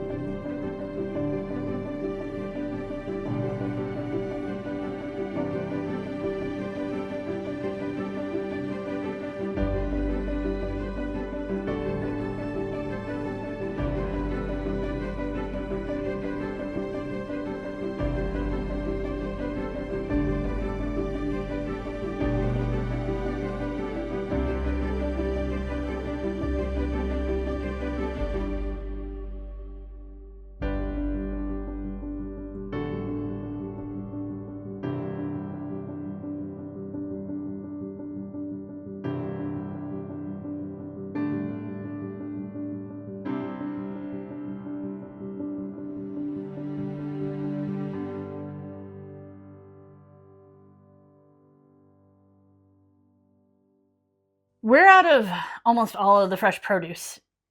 But you know what I'm surprised we still have? What? Grapes. They're not gonna last. We really didn't expect them to. Those grapes are holding on. Oh my goodness. So we bought this bunch here. This is for you in a minute, by the way. We bought this thing of grapes from Costco, and it's been, what, 3 weeks now we've had these grapes? And they were a real super tight bunch of grapes. And I mean, 4 or 5 pounds. And we've worked our way through almost all of them. But yeah, the grapes are still holding on. Whereas things like some onions, didn't. Some garlic didn't. Those grapes. Now, some of the things that we're out of, like the celery now, have caused me to reevaluate what was at the end of this meal challenge, simply because I don't have some of the vegetables that go in them now. Yeah, I figured the celery would have lasted longer. With that in mind, though, where are we at? What do we still have? You know, we still have, and I really thought we'd be out of by now, is the shrimp. I have 1.5 pounds of shrimp. I didn't even see that one coming. When we started, it was let's make the shrimp scampi, let's make a couple of other things, and I figured I was going to burn through the shrimp in one shot.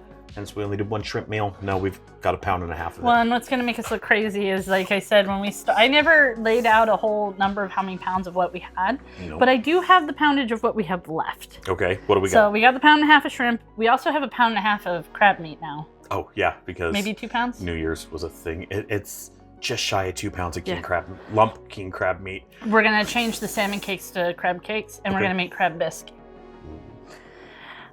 We've got 12 hot dogs. Those aren't even on the menu, so unless something else changes, we'll still have 12 hot dogs. Okay. We still have 3 pounds of various fish. Okay. That's cod, salmon, halibut, I don't like fish. those salmon fillets that we have in the freezer. If I don't make them, I might give them away. Yeah, okay. I'll buy salmon in the future. We're not bougie. I have 5 beef roasts still. Those are 2 to 3 pounds a piece, mind you. I mean, chuck roasts. I have 5 of those. I know we started with 5 and we've had some. We found another one in the freezer. And I have 6 pounds of ground beef. Now, does that count? Okay? So on top of the 5 more pounds of ground beef, I also have like 1.5 pounds for dinner tonight.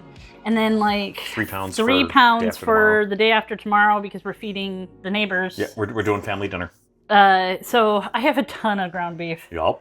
Let me tell you, that big giant chuck though that you can get. Oh, the chub from Costco? Yeah, the 93% lean chub from Costco was worth it. Yeah. I have 2 pounds of pork tenderloin. I don't know what I'm going to do with that. Actually, no, that's a good question. What do you do with pork tenderloin? We're not pork people. I mean, bacon is good, so is pork belly, but tenderloin and pork loin itself. And pork chops. Not a big I'm thing not we a make. pork chop fan. What do you do with pork tenderloin?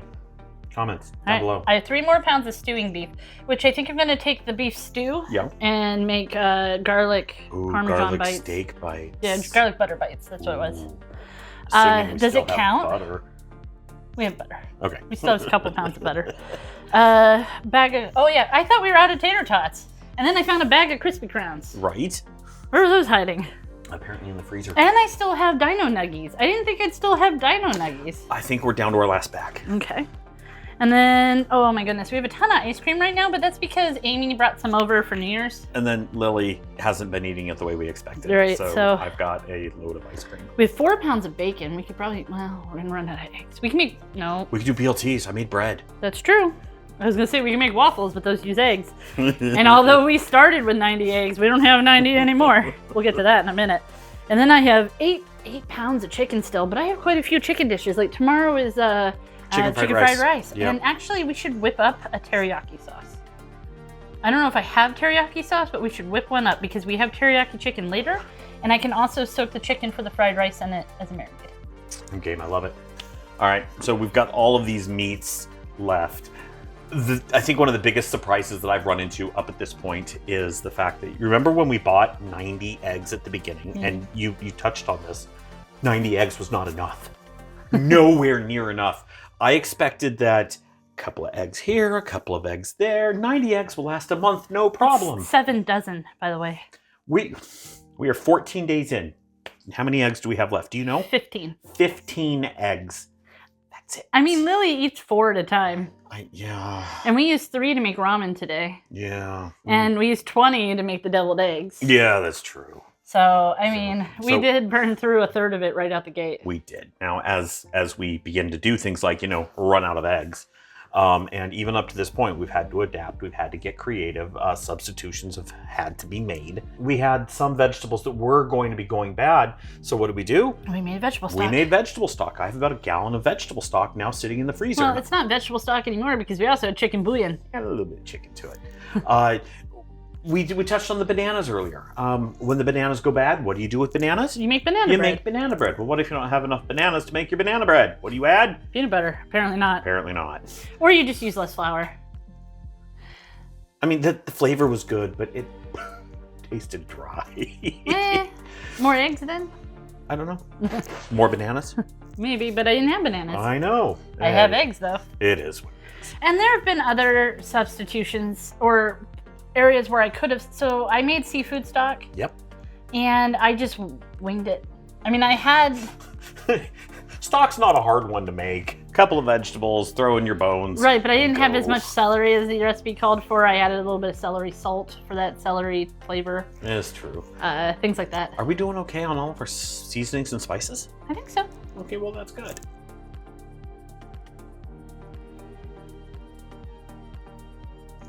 "14 days of unique meals every single day" has pulled a couple of things out of the weeds that I didn't expect. Some of my favorites thus far, the chicken pad thai. Yeah, the noodles turned out terrible. Ugh. Fine. It's the brand, it's gotta be. It's gotta be. I don't know, they were slimy, they were gross, they were crunchy. But Garen, you didn't cook them well enough. Probably, doesn't matter. The noodles were terrible.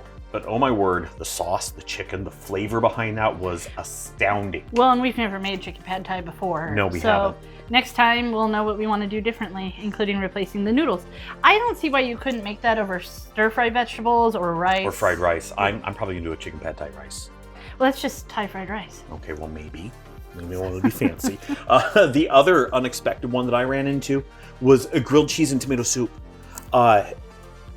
It was just a lunch, and it was just off on a whim. Hey, what do you want for lunch today? And Andrea's like, you know what? I want comfort food. So I said, you know what? Grilled cheese, tomato soup. Let's do it. And that just, it hit. Today would have been a great day for grilled cheese and tomato soup. Been. But those I think were my two big highlights thus far. You know what? I'm a simple girl. Today we actually had instant ramen, not Top Ramen Top brand. Ramen's a brand. Yeah. Kleenex, Band-Aid. We had ramen for lunch today. We did. And you just took your Costco bought tonkatsu ramen bowl, heated up, and ate it. I threw in a soft-boiled egg. Oh, that's true. Because I'm bougie.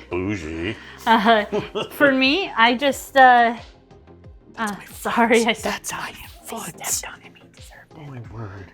Oh my word. This is why we sit when we do these. I don't know, but we got a background and a thing. And you keep going. You can kill me. This is why people like you. Oof.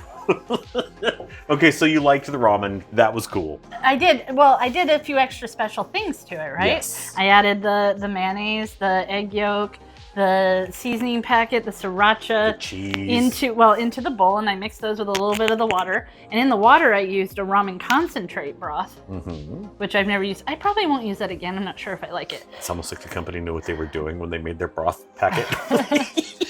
And I boiled the noodles in there, but then I took them out of the liquid and just put them in and slapped a slice of American cheese on top. I know, don't come at me, bro. Can you just stirred it in, and it was a cheesy carbonara with spice. Like the sriracha, I might have put a little too much. She cleared her sinuses. She's I sitting was there sweating.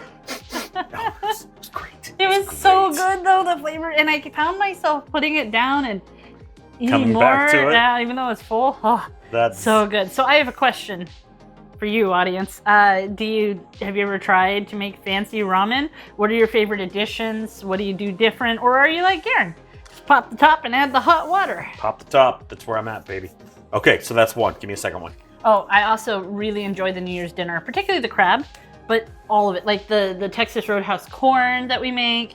And we didn't go to Roadhouse. We got our hands on the the mashed recipe. potatoes that had the garlic herb butter that was from the roast coating that we had extra. Divine. Yeah. But the crabs. We steamed 10 pounds of king crab this year. Costco had a deal for like $150. You got 10 pounds of king crab, but not just 10 pounds. It was pre-scored. Yeah, you just flipped it open. You didn't have to fight with it. It was the most amazing thing and I know. ever. $150 for seafood sounds outrageous, but it was 10 pounds. And snow crab is like $20 a pound There were right like 10 now. of us at that table, and we still didn't finish it. It was insane. So that was definitely one of my favorites. Those were good.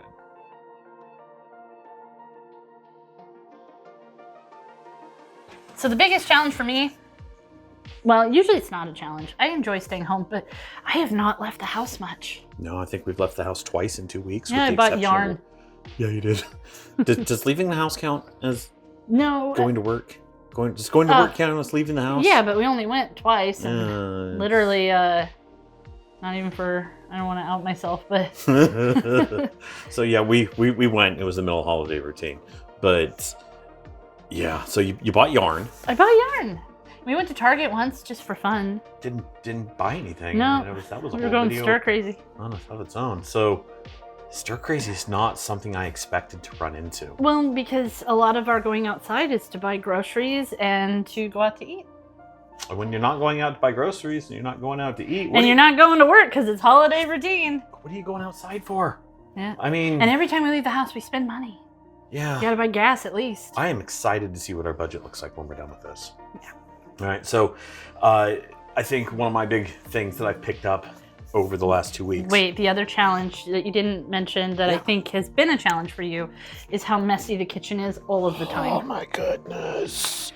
Because we're cooking literally everything. I'm doing two loads of dishes a day, and it's still behind. And I'm still behind. Like if we show. I'm not turning the camera, but my sink is like right here, and I'm staring at a stock pot and some frying pans. Well, you know the dishwasher's ready to. Now, but you just stay away from that.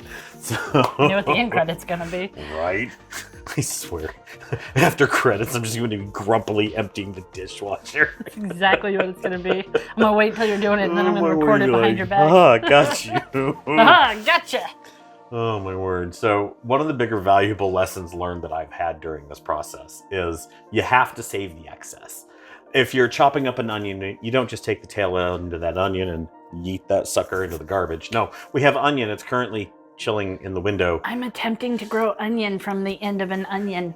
Or save those, put them in a pot, and you're going to make a stock. Or if you're super cool and have a homestead, you can compost it. I'm not homesteading. Thinking about it. But you can't just throw things away. Every little thing has to get used. And you're probably telling yourself, well, no, Doug, Aaron. I mean, that's just called being frugal. Yeah, but then you really, really consider how frugal can you be. Well, and I'll admit that we got, over the years, when we started out, we were broke when we were young. Like, we had $300 to last us a month. Yeah. And we were eating things like bacon stir fry. Do you remember that? Oh, my word. That's a story. But I'm not telling that story, but that one was a story. Are now at a point in our lives where convenience is king. It absolutely And we totally admit that we have become victims to convenience. We're wasteful. Oh, yeah. But we're trying to change that. This process is showing us we can't do that. But I know what I've learned. What have you got? What have you learned in this process? That eating at home isn't necessarily healthier, especially with us as cooks. That's a problem. We're really good at it. Well, so like I'm doing research for a future challenge concept that we have that really, by all means, is not healthy. It's not. I don't know. But it's less calories. And the numbers are saying different. Well, no, that doesn't say healthier. That says less calories. There's a difference. I mean, sodium's going to be through the roof. It is. Anyway, that's not the point. We're getting ahead of ourselves. What I'm getting at is we know how to cook. We know how to cook in a tasty way that also equates to a chubby way. And how many calories were in the chicken Alfredo? 8,000 before the challenge. Yeah, the one you did in this challenge wasn't as high. No, but they also weren't that good. They were different. You did something different. Not enough milk. No, that's potentially. But I think, I mean, could I have done this healthier? Sure. But using only what I had in the house? So you've learned lessons. I've learned lessons. But this hasn't gone flawlessly. Some things have just gone off the rails.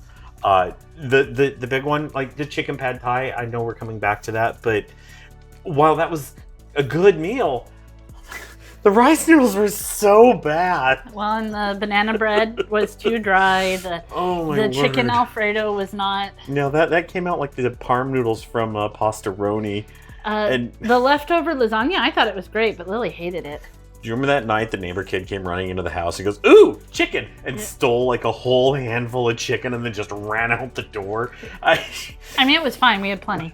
But And then also Lily has brought a friend or two over for meals that we weren't expecting. Yep. It's all worked out though. I'm not upset about it. It's just These a little are extra draw on the rice and chicken. Yes. Oh, okay, I guess. But all in all, I think that we haven't had too many terrible challenges. Nothing's been totally tossed out. No, we haven't made a meal and stopped and said, yeah, we're not doing this. And then gone and ordered a pizza. Yeah, I know. I've been waiting for that meal that's so terrible you can't eat it. And then you just say, let's order a pizza. And me having to go, no. You get mac and cheese. I love mac and cheese. Assuming we still have milk and butter.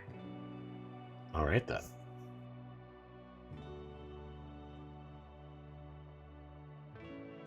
With us being halfway through this, because 2 weeks, we do have a couple of goals and challenges involved in this process as we move forward.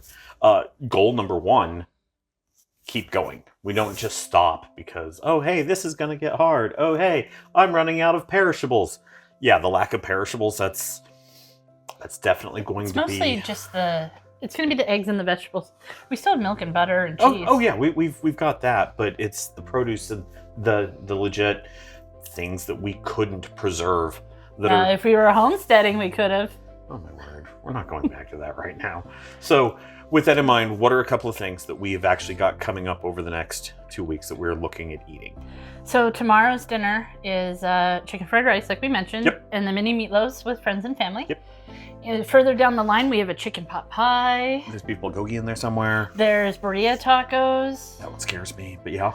We're gonna make crab cakes. That is going to be, as dumb as it sounds, I'm looking forward to the crab cakes. Do we want to do salmon with that night, or fish? I'm gonna do crab and not the fish because I don't think the crab is gonna hold in the freezer as long as the fish will. Okay, we can run with that. We also have a fried chicken, I believe, on that list. Ooh, I like fried chicken.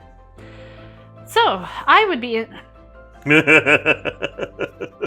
If that stays in, viewer, we say so a lot, and we're actively trying to change that. So.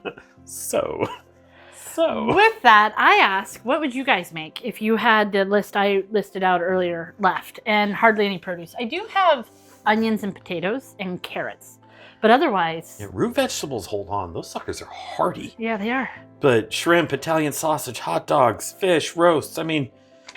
all those. Let us know in the comments what would you make? I almost want to call them depression meals, like Great Depression. Not I'm I know depressed. what you meant. But what would you make with this? I mean, give us ideas, give us suggestions. You know what I think has been the most clutch ingredient this whole time? What? The garlic.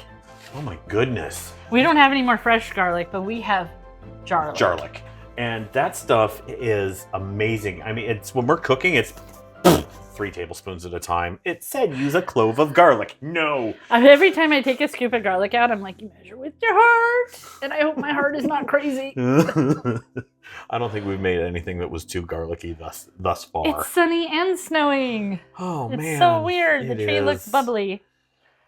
Oh, my goodness. So we've got 2 weeks. There I went. So we've got 2 weeks left on this. I am excited to see how we finish this out. I want to end this strong. I want to end this having stuck to it the entire time. I think we're going to stick to it. The harder one is only since the beginning of January have we also given up drinking.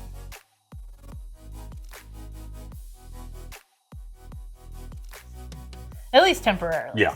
I mean, everybody does that, though. What do we call it? Dry January. Dry January. It's not just dry January. It's I have doctor's appointments. We have a vacation coming. Yeah. And we're trying to do better on the weight. Yeah. Since we're not losing it from the food alone, because this is not a diet-conscious meal plan. Perhaps we need to nudge it with some other... I have some frozen vegetables. Abstinations. We're working on it. Frozen vegetables aren't bad. I don't hate them. Anyway. Thanks for being here. Thanks for letting us give you this update. Hopefully this material is something that you actually want to see, something you actually care about. And even if you don't care about it and you just think that we're entertaining, hilarious, and as good looking as she is, because I know I'm fugly. But seriously, thanks for being here. And if there's something you want to see, let us know. And if you haven't already, the bell, the button, beat the algorithm, all that. The ding dings. The ding dings. So thanks for being here, folks.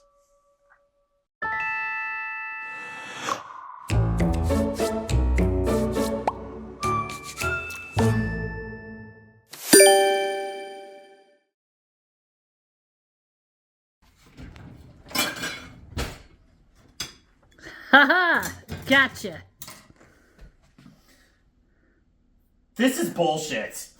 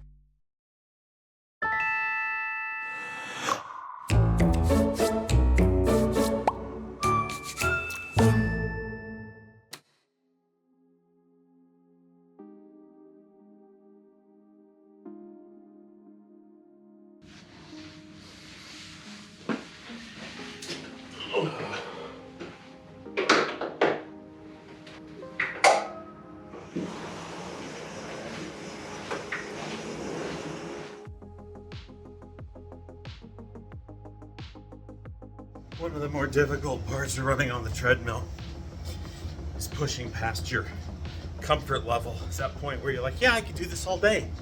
Sure you could, but is that really where growth happens?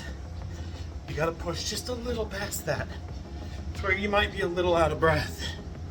This is what I'm doing right now, and it's hard. But we're gonna keep going.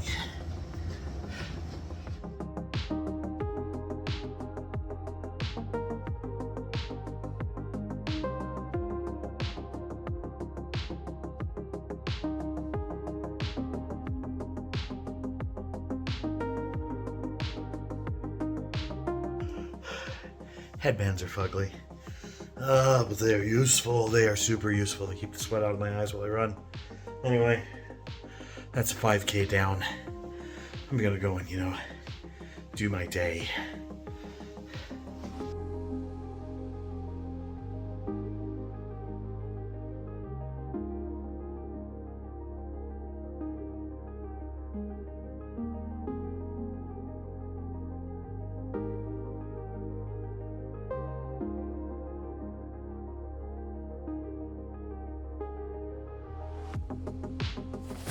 Here, you can use this.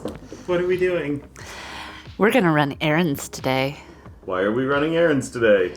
Because we finished the challenge, and it was rough, and we're out of a lot of things, so we do need to go to Costco. One last thing before we go. We don't go to the grocery store hungry. I'm going to be loud from over here. I'm gonna take you to Burger King. Are you okay with this? I like Burger King. What are you gonna get? I'm gonna get a Whopper Jr. and a chicken fries. Wonderful. I look forward to it. Let's go do things. Okay. Holy mother of crap, it's bright. Yeah, I am not a fan.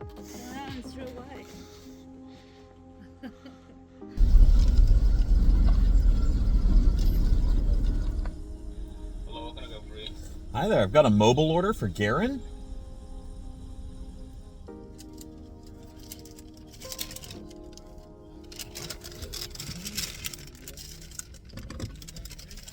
We're sitting here wrapping up lunch, and I ordered cheesy tots, because cheesy tots are what? Delicious. But when I opened the bag, I was like, why do I have 3 packages of chicken fries? Well, one of them was mozzarella sticks. Apparently they ran out of cheesy tots and didn't feel the need to tell me. Well, you already paid for them. It's true.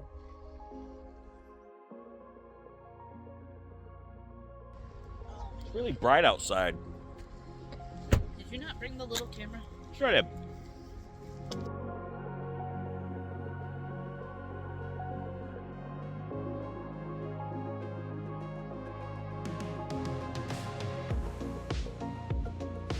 We had decided that after we got some food and before we hit the store, to do the rest of our errands, we were going to stop and get haircuts. So obviously I'm this handsome beast. Andrea's still in the chair. So I look forward to seeing how hers turns out.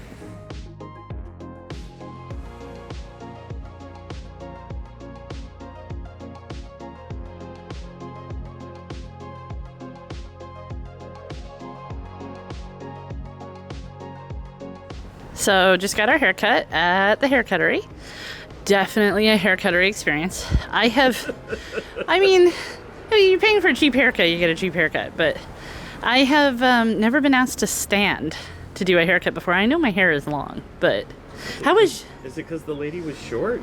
Yeah, partially. Okay. I got my haircut, and obvious, I mean, it's way better. I'm not gray and shaggy and long anymore, but I think Andrea hit that head on the nail. That was a haircuttery experience. I'm not knocking it. It's a haircut, but I think you get what you pay for when it comes to that experience. So, yeah, you had to stand. That was weird. We just got to Costco, and I'm looking at the parking lot around us, and it's full. So this might be an exercise in patience. It's bright as hell. Yeah, I can't see nothing. I can't see squat. Oh, fancy, look at that. They can see, I can't. I think your hair is cuter than hell. Oh, so you. We'll see how it looks as things continue to dry out and get bigger. Probably get bigger. Most everything has to have some sort of a health focus to it, I think. How many steps you walked into this place with? Only 1,018. Okay, I'm sitting at 3,660. So we'll see where we land.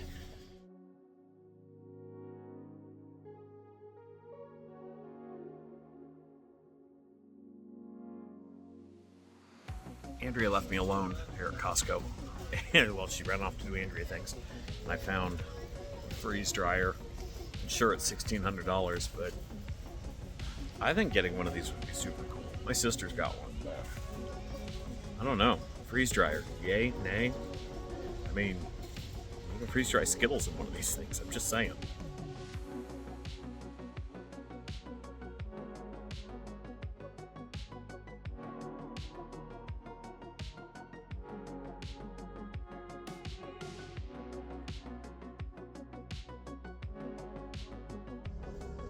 That's the truck making noise. Okay. Costco is done. That was more people than I wanted to deal with. My knees hurt. I'm sorry that your knees hurt.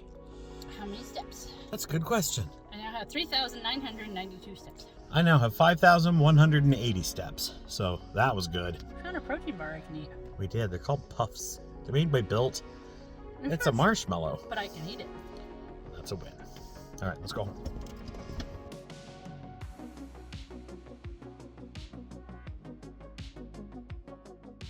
We're gonna make burrito tacos today. I've never done this before, so maybe it'll turn out, maybe it won't. I don't know. I've already taken my peppers and they're over here reconstituting. I went and found all of my seasonings that are going to go into the actual marinade that actually makes the stew, as it were, that the beef is going to cook in, and that's what this looks like.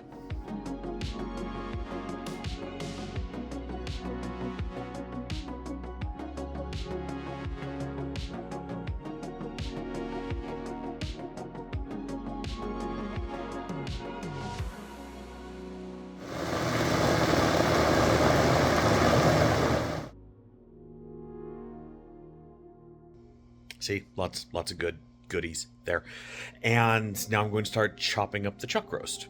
So this is all going to go into the crock pot, and then I'm going to pour the marinade over it, which, well, again, here it is. Also, remember to always use protection. Put the condom on the crock pot. Otherwise, cleaning that sucker up is gonna be a chore. And that's never fun.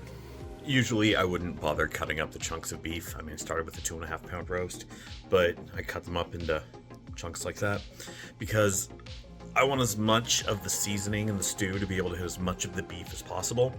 So by creating more surface area, more flavor gets into the meat. Beef in the crock pot, and we added the onions because you know what? Onions make everything better. And I think the one ingredient that I didn't expect, cinnamon stick. In you go.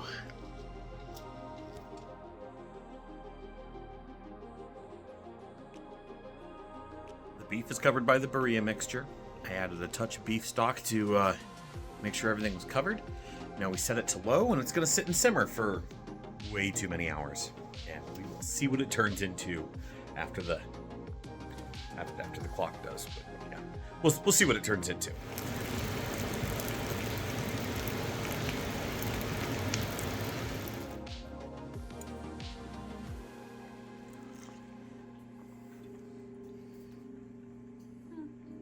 It's not a It's a That's okay. Okay. Now, mind you, we made them at home. Maybe they're better from a real Mexican restaurant. Because last I checked, I'm not a Mexican restaurant.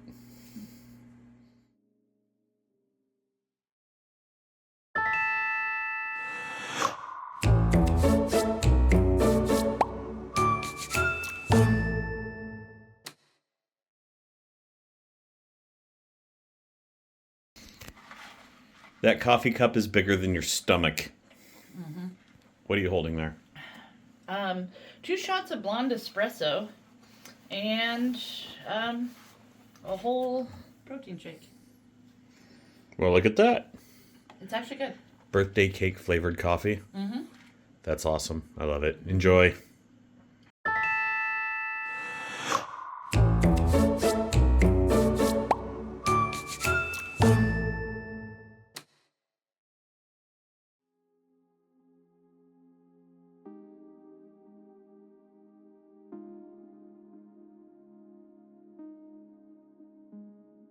Okay, pantry challenge, we did it, right? And I know we don't follow all through on a lot of things, but we did on this one. So if we go all the way back, it was because we realized we had too much stuff in the pantries, too much stuff in the freezers, and we needed to make that, not be here. And since we were getting ready to travel, we said, let's go ahead and run the 28 days. So we did. Now, big fears that we had walking into this was, one, could we do it? There was very little, if any, prep walking into this. So would we be able to get through with what we had just in this house? Surprise, surprise, we'll tell you in the end. Second one was, what's this going to do to our budget? I really don't know.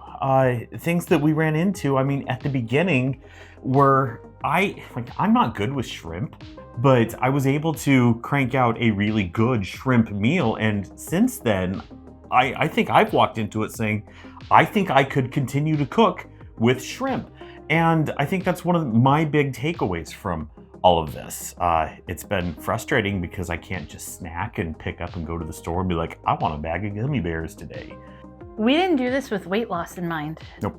It was the holidays. I mostly stayed the same. I think I'm down like 2 pounds, which isn't something to write home about considering it's been a month. Yeah, But I'm pretty much in the same spot. yeah. But the hardest part about this for me was using the dry goods in the pantry. So like the box macaroni and cheese, the box rice, the fake potatoes. Stovetop stuffing. Yeah, that stuff. We just don't eat that. And I don't know why I have it. I don't know. I think that goes back to me being a kid. So every person, I think, had that. What did your parents keep in the pantry as a staple? That as long as they had it, they felt safe. And I think that's where that comes from, is that's what we had when we were younger that made us feel safe.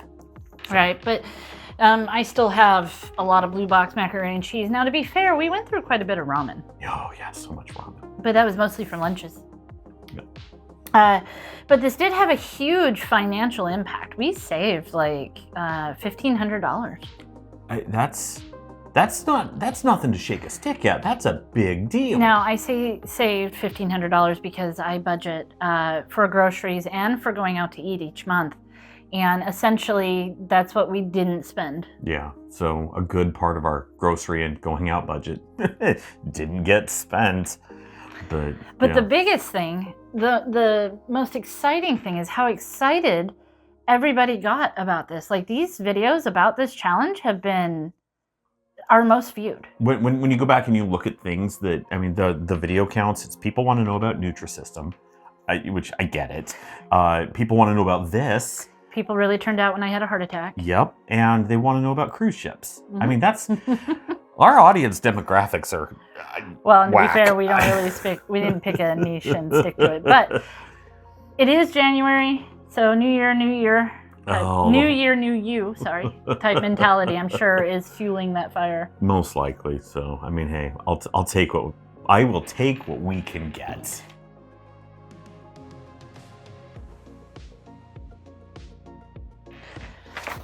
What did we make? Lots of things. Lots of things. Oh, this is good. Okay, cool. Do you want me to start? Sure. I'll start. Shrimp scampi. I was not intimidated. I was terrified of it. The shrimp are big. They're easy to cook. Yes. Beef stew. Okay, so the stew was good. I like the stew, but the garlicky 2-ingredient bread that we made with it, that was the highlight for me. Yeah, beef stew, take it or leave it. The bread, amazing. The bread was slamming. Pad Thai. Pad Thai. The flavor was great. The noodles were janky as hell. I want to try it again with either rice or better noodles. I wasn't excited about it. It was okay. I like Pad Thai though. Finger foods for Christmas. It was a callback to my childhood, and I enjoyed doing it, but I did miss having the big meal. I get that. The crab rangoons ruined takeout rangoons for me. Turns out we can make better rangoons than the Chinese food place down the street. Spicy chicken Korean barbecue style. Oh, that stuff is always good. Yeah. The neighbors turn out for that. I think somebody asked me for a recipe, and honestly, we cheat. I buy it in a jar, put the jar on the screen. I can do that. Buy it in the jar, soak the chicken, cook the chicken. Yep. At this point, we ran out of avocado. It was gone. Not that we had any meals that were reliant on it. No, but the fact that avocado made it the first week was a big deal. Okay, fish fry. Yeah, I made the batter too thin, but it still turned out, the flavor was good. Oh yeah, I think the fish was really well cooked, and I wasn't feeling the onion rings though that day. you know, the neighbors showed up and stole handfuls of them, and so they said, hey, we'll be right back, and so I made extras. Guess who didn't show back up? Yeah. At that point, we ran out of lettuce. Yep. We did hamburgers. What'd you take on the hamburgers? I mean, I always like a hamburger, but the pre-done patties are meh. You know, I've noticed you have opinions on pre-made hamburger patties. Well, okay. They can be okay. They can be just fine, but if I can't make the good ones for big parties because it's too big of a production, and we never make them for ourselves because it's just us, when am I going to make them? Oh, fine. Okay, cool. We ran out of bread at this point. Yeah, but you baked us some. I did bake words. I did bake bread at this point. All right, so we made pot roast. Yep, it was a roast. It was comfort It's food. one of Lily's favorites. We make it Yep. semi-often. Chicken Alfredo. I like the one I made better. Yes, yours at 8,000 calories was definitely better. I mean, you could scale it down, couldn't you? Potentially. But for what it's worth, I really screwed that one up. I screwed up the sauce. I didn't add nearly enough milk to it. And then you thought we ran out of tater tots. Oh yeah, throw away the bag and everything. But that's lies. No. We found 2 more bags. Those were crowns, not tots. The same thing. I will fight you on this one. All right, you let us know. Do you know the difference between tots and crowns? Yes, I do. Surf and turf. So this was for New Year's? Yes, surf and turf. What was your take there? I mean, I love king crab legs, and they were pre-scored. I just wish they could have been hot. By the time I was done prepping everything and plating everything and getting everybody sat down, they weren't very warm. I'll take that. We did a reverse sear on the roast, on the I rib didn't roast. even really get to eat any. Oh yeah, because Lily jacked your piece. But we did a reverse sear on the rib roast and covered it in butter and such, and I thought it was really, really good. So, orange chicken. Out of a box, high sodium. I feel like we can make it better. Probably. I like it. I felt like a toddler. It was delicious. Frozen lasagna.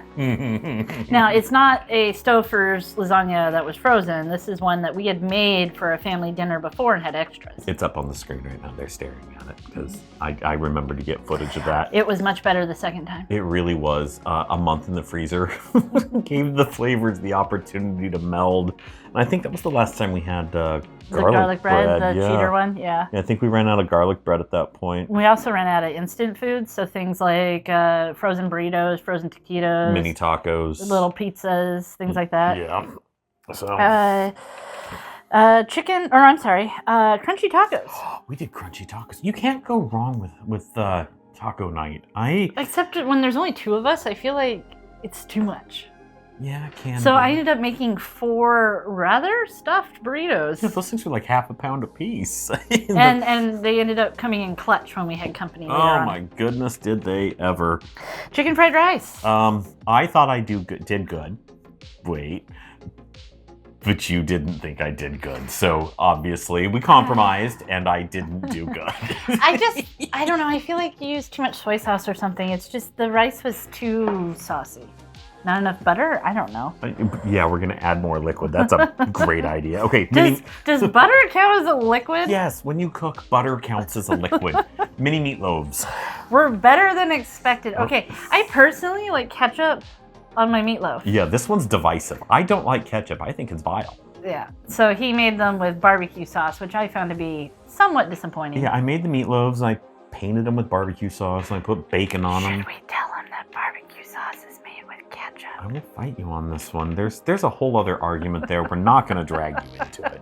But the neighbors loved it. Ketchup. Thank you. We did it for family dinner and it turned out really well. At that point, we ran out of instant potatoes. It took 2 boxes of au gratins and it still wasn't enough. We should have done 3. I didn't have 3. I know. I wish we did. Au gratin potatoes are delicious. And we also ran out of potatoes. Potatoes. Well, we didn't. Full disclosure, we didn't run out of potatoes. I had 10 pounds of potatoes. They went bad. But they went bad. Yeah, that's what I get. Because we meant to make French fries and we never did. Yeah, it's true. Oh, okay. Steak and cheese. Turned out, okay, hold on, back up. It was supposed to be steak and cheese. It actually ended up basically being cheeseburgers. Why was that?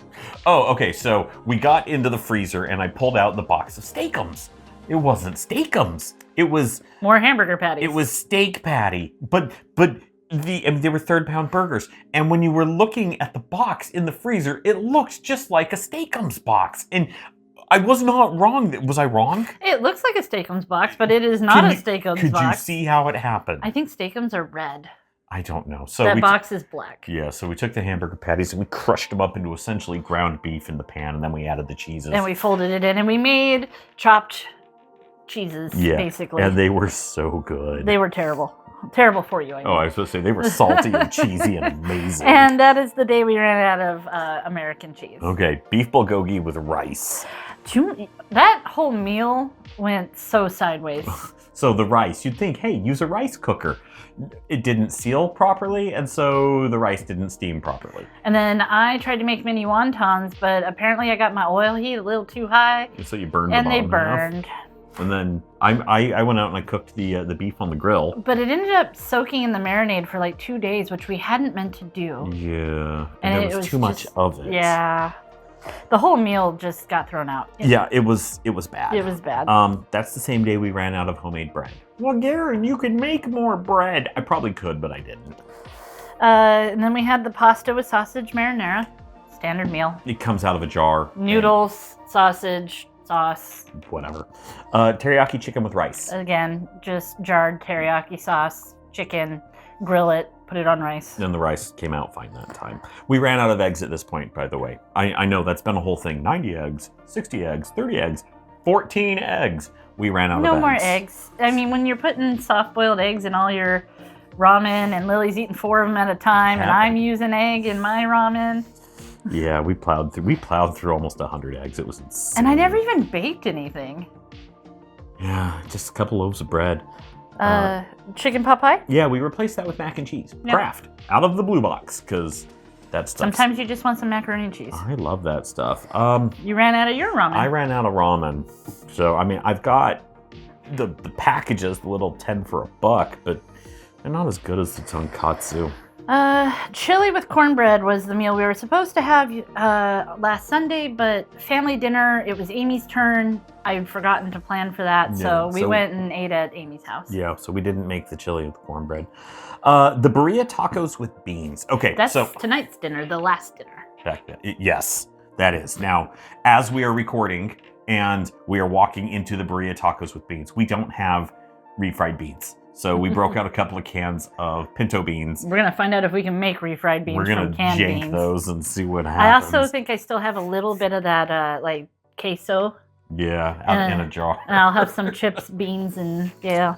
Fried chicken with Roadhouse corn. Yeah. The Roadhouse corn is my favorite part. Andrea found a copycat recipe. That stuff's delicious. Crab cakes with bisque. I love making the bisque. I just love it. And it's funny because back when we first started making our own bisque with our own seafood stock, we told everybody, hey, we're making this. And they were like, oh my goodness, I'm coming over. And we wanted to share. No, I'm not sharing anymore. Yeah, now I don't tell people. No, we don't. And garlic steak bites with steamed veggies. It's just steak cooked in garlic butter. It's a little chewy, or it could be not, based on how well you cooked it, and then steamed veggies came out of the bag. It's just a bag, yep. So, now, full disclosure, we had run out of many things. We ran out of all of the vegetables and fresh produce. We ran out of the eggs, as we said, the potatoes. The ramen, the bread, the tater tots, all sorts of stuff. Dino nuggies. Yeah, ran out of dino. That was...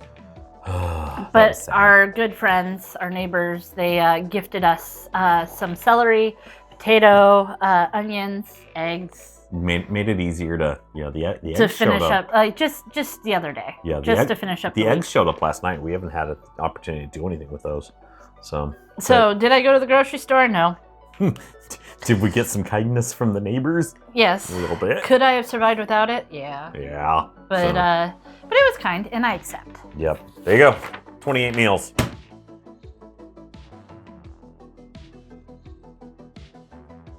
Okay. If you've enjoyed watching us survive on pantry scraps for like 28 days, you can only imagine what we're going to do next. So, hit the like button, subscribe, ring the bell. Ding, ding. Yay, thanks. So that way you don't miss out on future challenges. And hey, drop a comment with your favorite pantry meal or your ideas for a weight loss focused challenge, because we do love those kinds of ideas. And we like trying to do these things and pushing ourselves to new limits. It's true.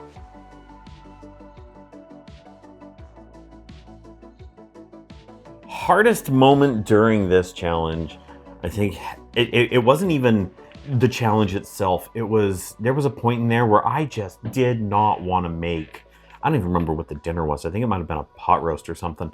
And I was like, I just want a pizza. Please, for the love of everything holy, let me get a pizza. And we didn't. Well, and I'm still bitter. Due to not going to stores and not going, and it was Christmas break for work and stuff, we really didn't leave the house. We didn't. And the dishes were piling up because we were cooking literally everything. Literally everything. It got rough. It got rough. It did. There was a trick in there where we had to be able to balance what we were doing with our regular lives, but then when it came time to cook, sure, I could make things off the menu, but I didn't always have everything I needed to be able to make everything off the menu. So things like tonight, I don't have refried beans. I'm going to attempt to make some out of 2 cans of Pintos. So I don't require refried beans for burrito tacos. I just wanted some to go with them. With my chips. so creativity's had to become a thing. You know what I am proud of us for, though, as you say that? What? We still have chips. That is crazy, because chips used to not survive, but the fact that they do, I mean, that's kind of a thing. They are my crutch. But one of the other things that we picked up through all of this is food waste is something that we are not leftovers people. I've said that before. We became leftovers people over the course of the last month. We couldn't waste the food. You had to learn how to store it. Hey, I have half a cucumber. Cumcubers, as my daughter would call them. When she was 2. Yeah, I know. That was like a decade and a half ago. Don't get old. 2 out of 10. Don't recommend. And yeah, the fridge stayed perpetually full for a long time. I think it's still kind of full. It's because stuff came in from the outside. And we still have a lot of things left. Yeah, we do. And in fact, I've told my friends that while we're gone on our trip, you can come in and get stuff out of the freezers. We still have stuff. We have core proteins. We don't have the stuff to make those proteins good. And Lily took advantage of this challenge. She was home for a lot of it, and she had some say on the meals. She invited people to the meals. Yep. She skipped out when she wanted to because she was not beholden to the challenge. I'm gonna go eat at work. I definitely had some days where I really did not want to. I didn't want to eat this. I didn't want to do this. But we muscled through. We did. Would you give advice to anybody that wanted to try this themselves? To be realistic, and don't try to do it for maybe not a whole month. Maybe go for 2 weeks. 2 weeks. I right about the 2-week mark is where I started to really question my life choices. I really did. I mean, to be fair, there are many people and many families who don't have a choice. This is what they have to do. I get that. And we are sympathetic to that. We were there ourselves. Having been out of that now for a long time, did not want to do this for a month. Did it change the way food influences you or a relationship at all? I actually am about to take on, suggest a challenge that will do this, but even harder. Okay, well, we'll discuss that at the end, so seriously stay around. It's going to be awesome.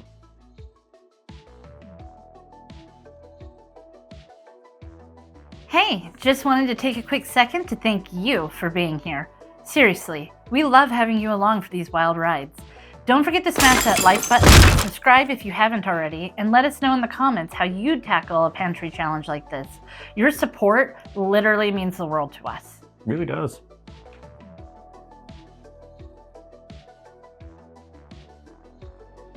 So Garen. Yo. Was it worth it? Yes, I think it was. Not in the whole grand altruistic sense, but in the sense that I've got a lot of space left in my freezer.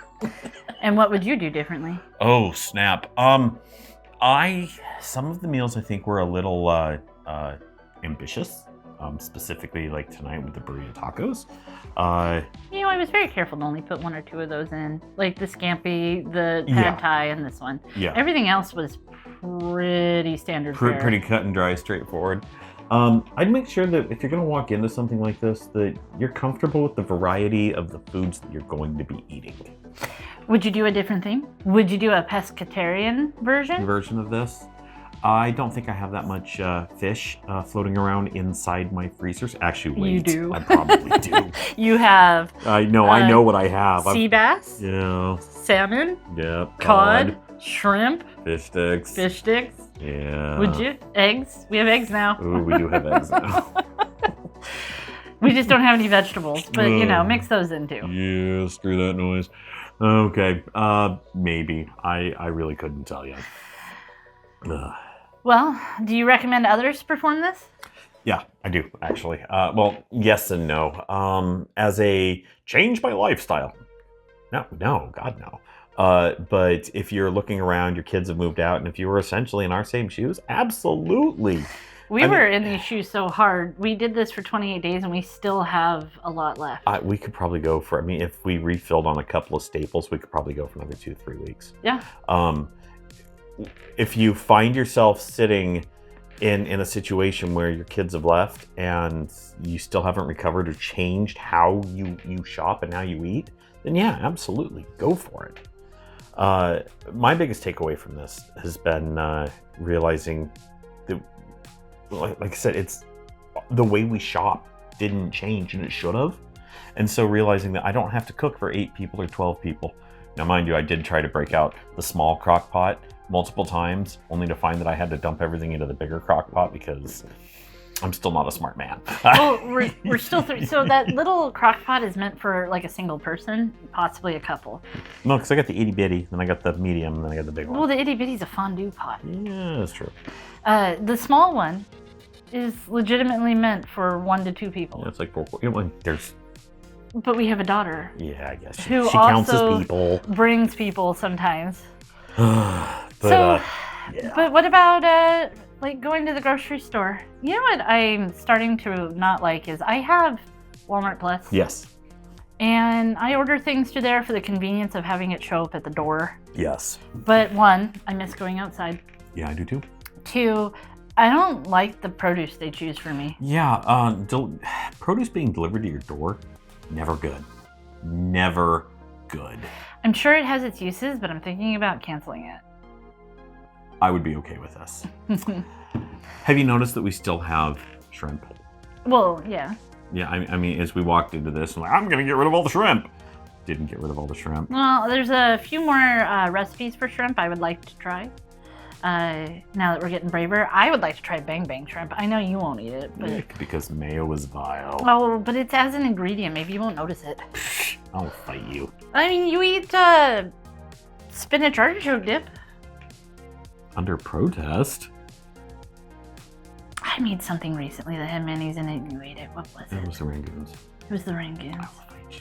Okay. How was it? I don't know, but I'm already cutting us off before the Rangoon portion. We're going to move into this.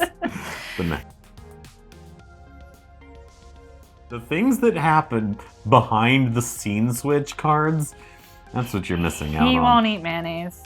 That has nothing to do with what we're about to discuss.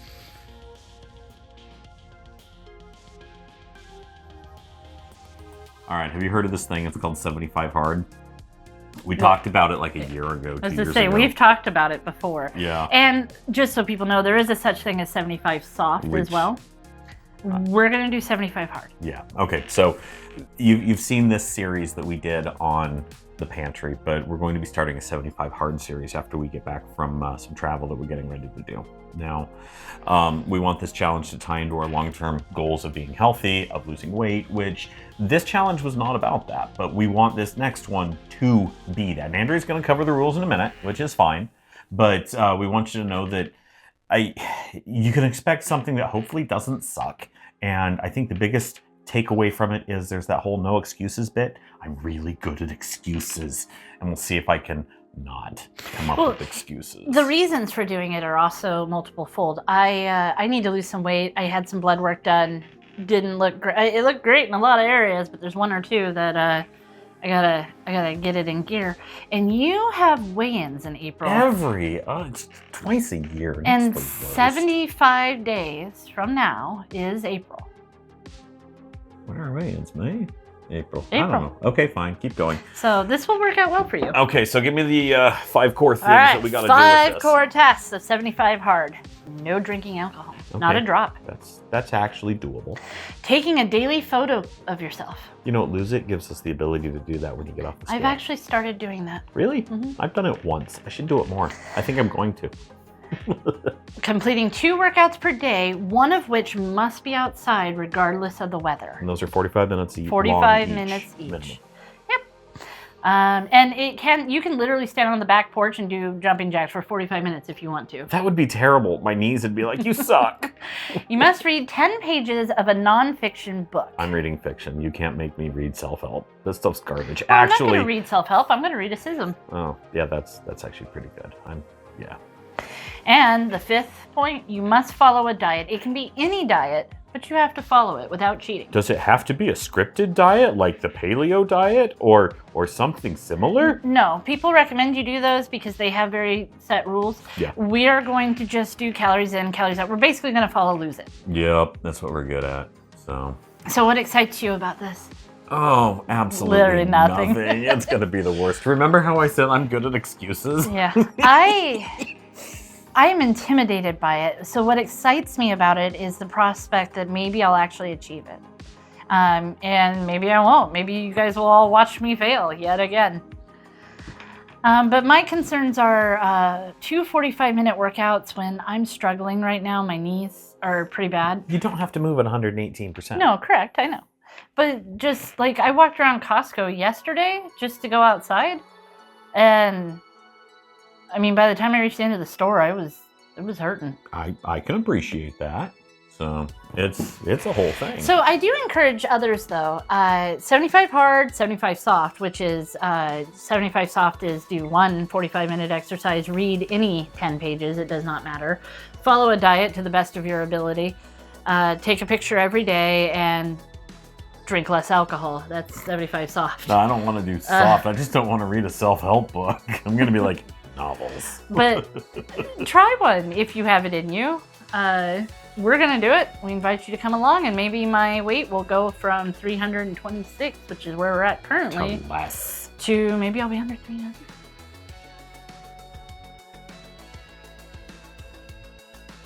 "28 days. We did that. We're going to wrap it up with the last meal that's sitting in the crock pot right now. We're very excited for it. And Well, in the next couple of videos after this will probably be the trip that's in between the 2 challenges. yes, so you'll see some travel from us before we get into 75 hard. But anyway. We thank you for joining us. We hope you enjoyed our little misadventure into Misadventure is right. becoming hobbits. You saying I've got hairy feet? No, I'm saying we're homebodies. That we don't leave the Shire. Oh, okay. You know, like 2 videos back, I made a Balrog comment when I was wearing your witch hat. You shall not pass! Somebody made the comment that I should make a hat for the little one, and I assume they mean The mean cat? Binks. Yeah. And I would love to make a little witch hat for Binks because she is my little witchy cat. She is your little She's witchy my cat. void. I love that. And if you've seen Hocus Pocus, then you'll know where her name comes That's where from. you got Binks, yeah. So, all right. Super cool. Thanks for being here. It's been real. It's been fun. We'll see you next time.